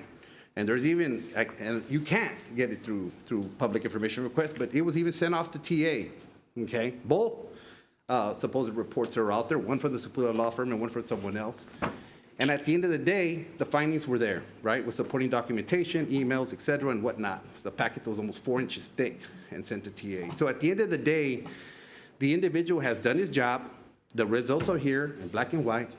And I just can't stand by and let someone say that they haven't done a great job. They have. They have done a great job taking care of the district and taking care of the board. All other issues that are being held by, some people are kind of confused with the school board attorney. They think that they handle all issues, and that's not the case. They're strictly the school board's attorney. All the other issues are designated by attorney firms that about 4 or 5, Dr. Rivera, that we've approved, that Dr. Rivera uses at his choice. And so I just think that the reason that I made the motion to approve is because he has done his work and has done his job and is also doing it at a very high level and has also taken care of his community, right, through his service, by not overcharging and by not charging the rate that they should be charging. And that says a lot about an individual and where he comes from and what they stand for. So that's all I have to say. Thank you. And being that I was one of those that asked for this agenda item, I totally agree with Mr. Los Santos, and I am perfectly pleased with the overall, because there's an overall, there's always a bigger picture, and that picture is that we have been taken care of for the last several years, and I'm perfectly fine with that, so just for the record. Well, with that being said, let's take it to a vote. And I'll take it one by one. If you agree, say aye. If you don't, nay. Ms. Staita? No. Dr. Rodriguez? Aye. Mr. Mitchell is absent. Mr. Castillo? Aye. Coachella? Aye. And Mr. Los Santos? Aye, sir. Motion carries.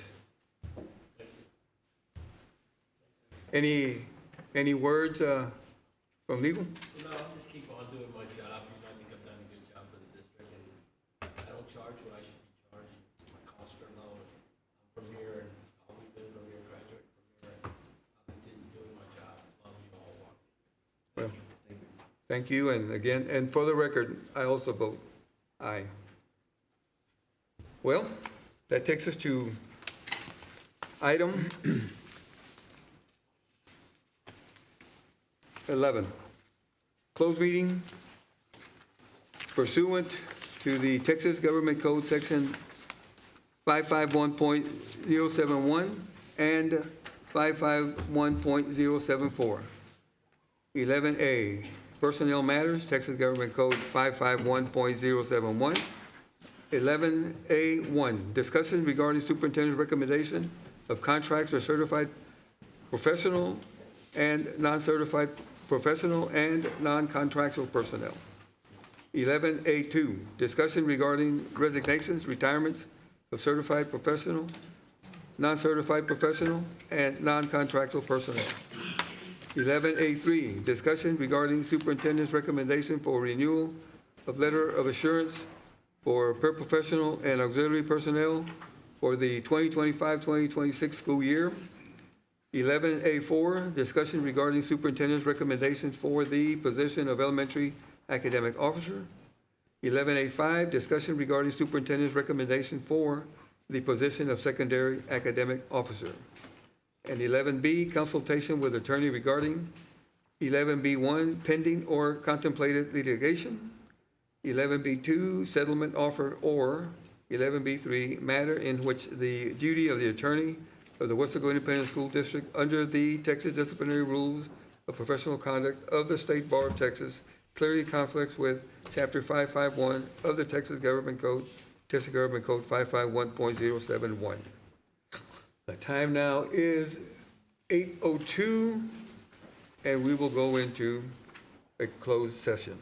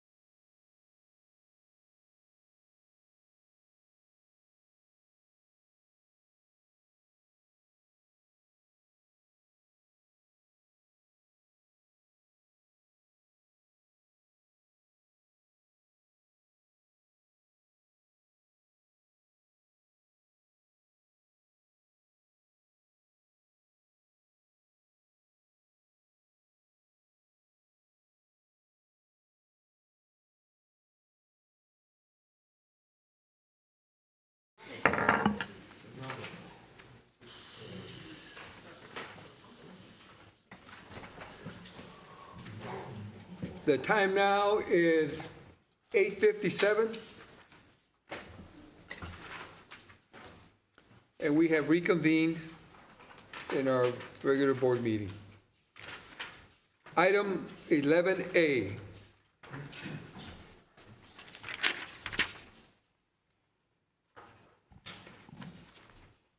I make a motion to approve. Second. Okay, it wasn't 11, so let's correct that. It's 12A, possible action if necessary on items discussed in closed session. And we have 12B, discussion and possible action regarding the superintendent's recommendation of contracts for certified personnel, non-certified professional, and non-contractual personnel. Mr. Castillo, are you wanting to put everything into one? Yeah, I'll do it 12B, 12C. And D. And D. Condense everything into that, so? Yeah, I'll make a motion to approve, based on the superintendent's recommendation in closed session. I'll second. Okay. Got it. Any discussion? Let's take it to a vote. Ms. Castillo? Mrs. Sustaita? Aye. Dr. Rodriguez? Aye. Mr. Castillo? Aye. Consela? Aye. Mr. Los Santos? Aye. Motion carries. Item 13, adjournment. No. E and F. Two more. Uh-oh. The academic officers. 12E and F. I jumped the gun? Okay, okay, I see. 12B. On 12E? On the letter, on the renewal letter? No, E. 12E. E. 12E. Okay, One 12E? right below it, yes. Okay, I stand corrected. On 12E, discussion and possible action regarding superintendent's recommendation for the position of elementary academic officer. Recommending John Garnick. Motion to approve? Second. Okay, we have a motion by Mr. Los Santos and a second by Mr. Castillo. Any discussion? Take it to a vote. All those that approve, say aye. Aye. Any opposition? Motion carries. Mr. Garnick, you want to stand?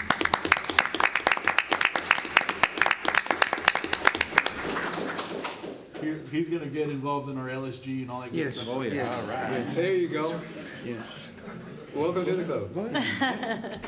And 12F, discussion and possible action regarding superintendent's recommendation for the position of secondary academic officer. Recommending Yvette Morales. Motion to approve. Okay, we have a motion by Second. Mr. Castillo and a second by I'll rescind my motion, sir, so Yes. Mr. said that. Motion to approve. Mr. Consider, makes a motion to Yes. approve, and Mr. Los Santos seconds I'll second this motion. approve. Yes. Any discussion? Take it to a vote. Those that approve, say aye. Aye. Motion carries. Same question, sir? LSG?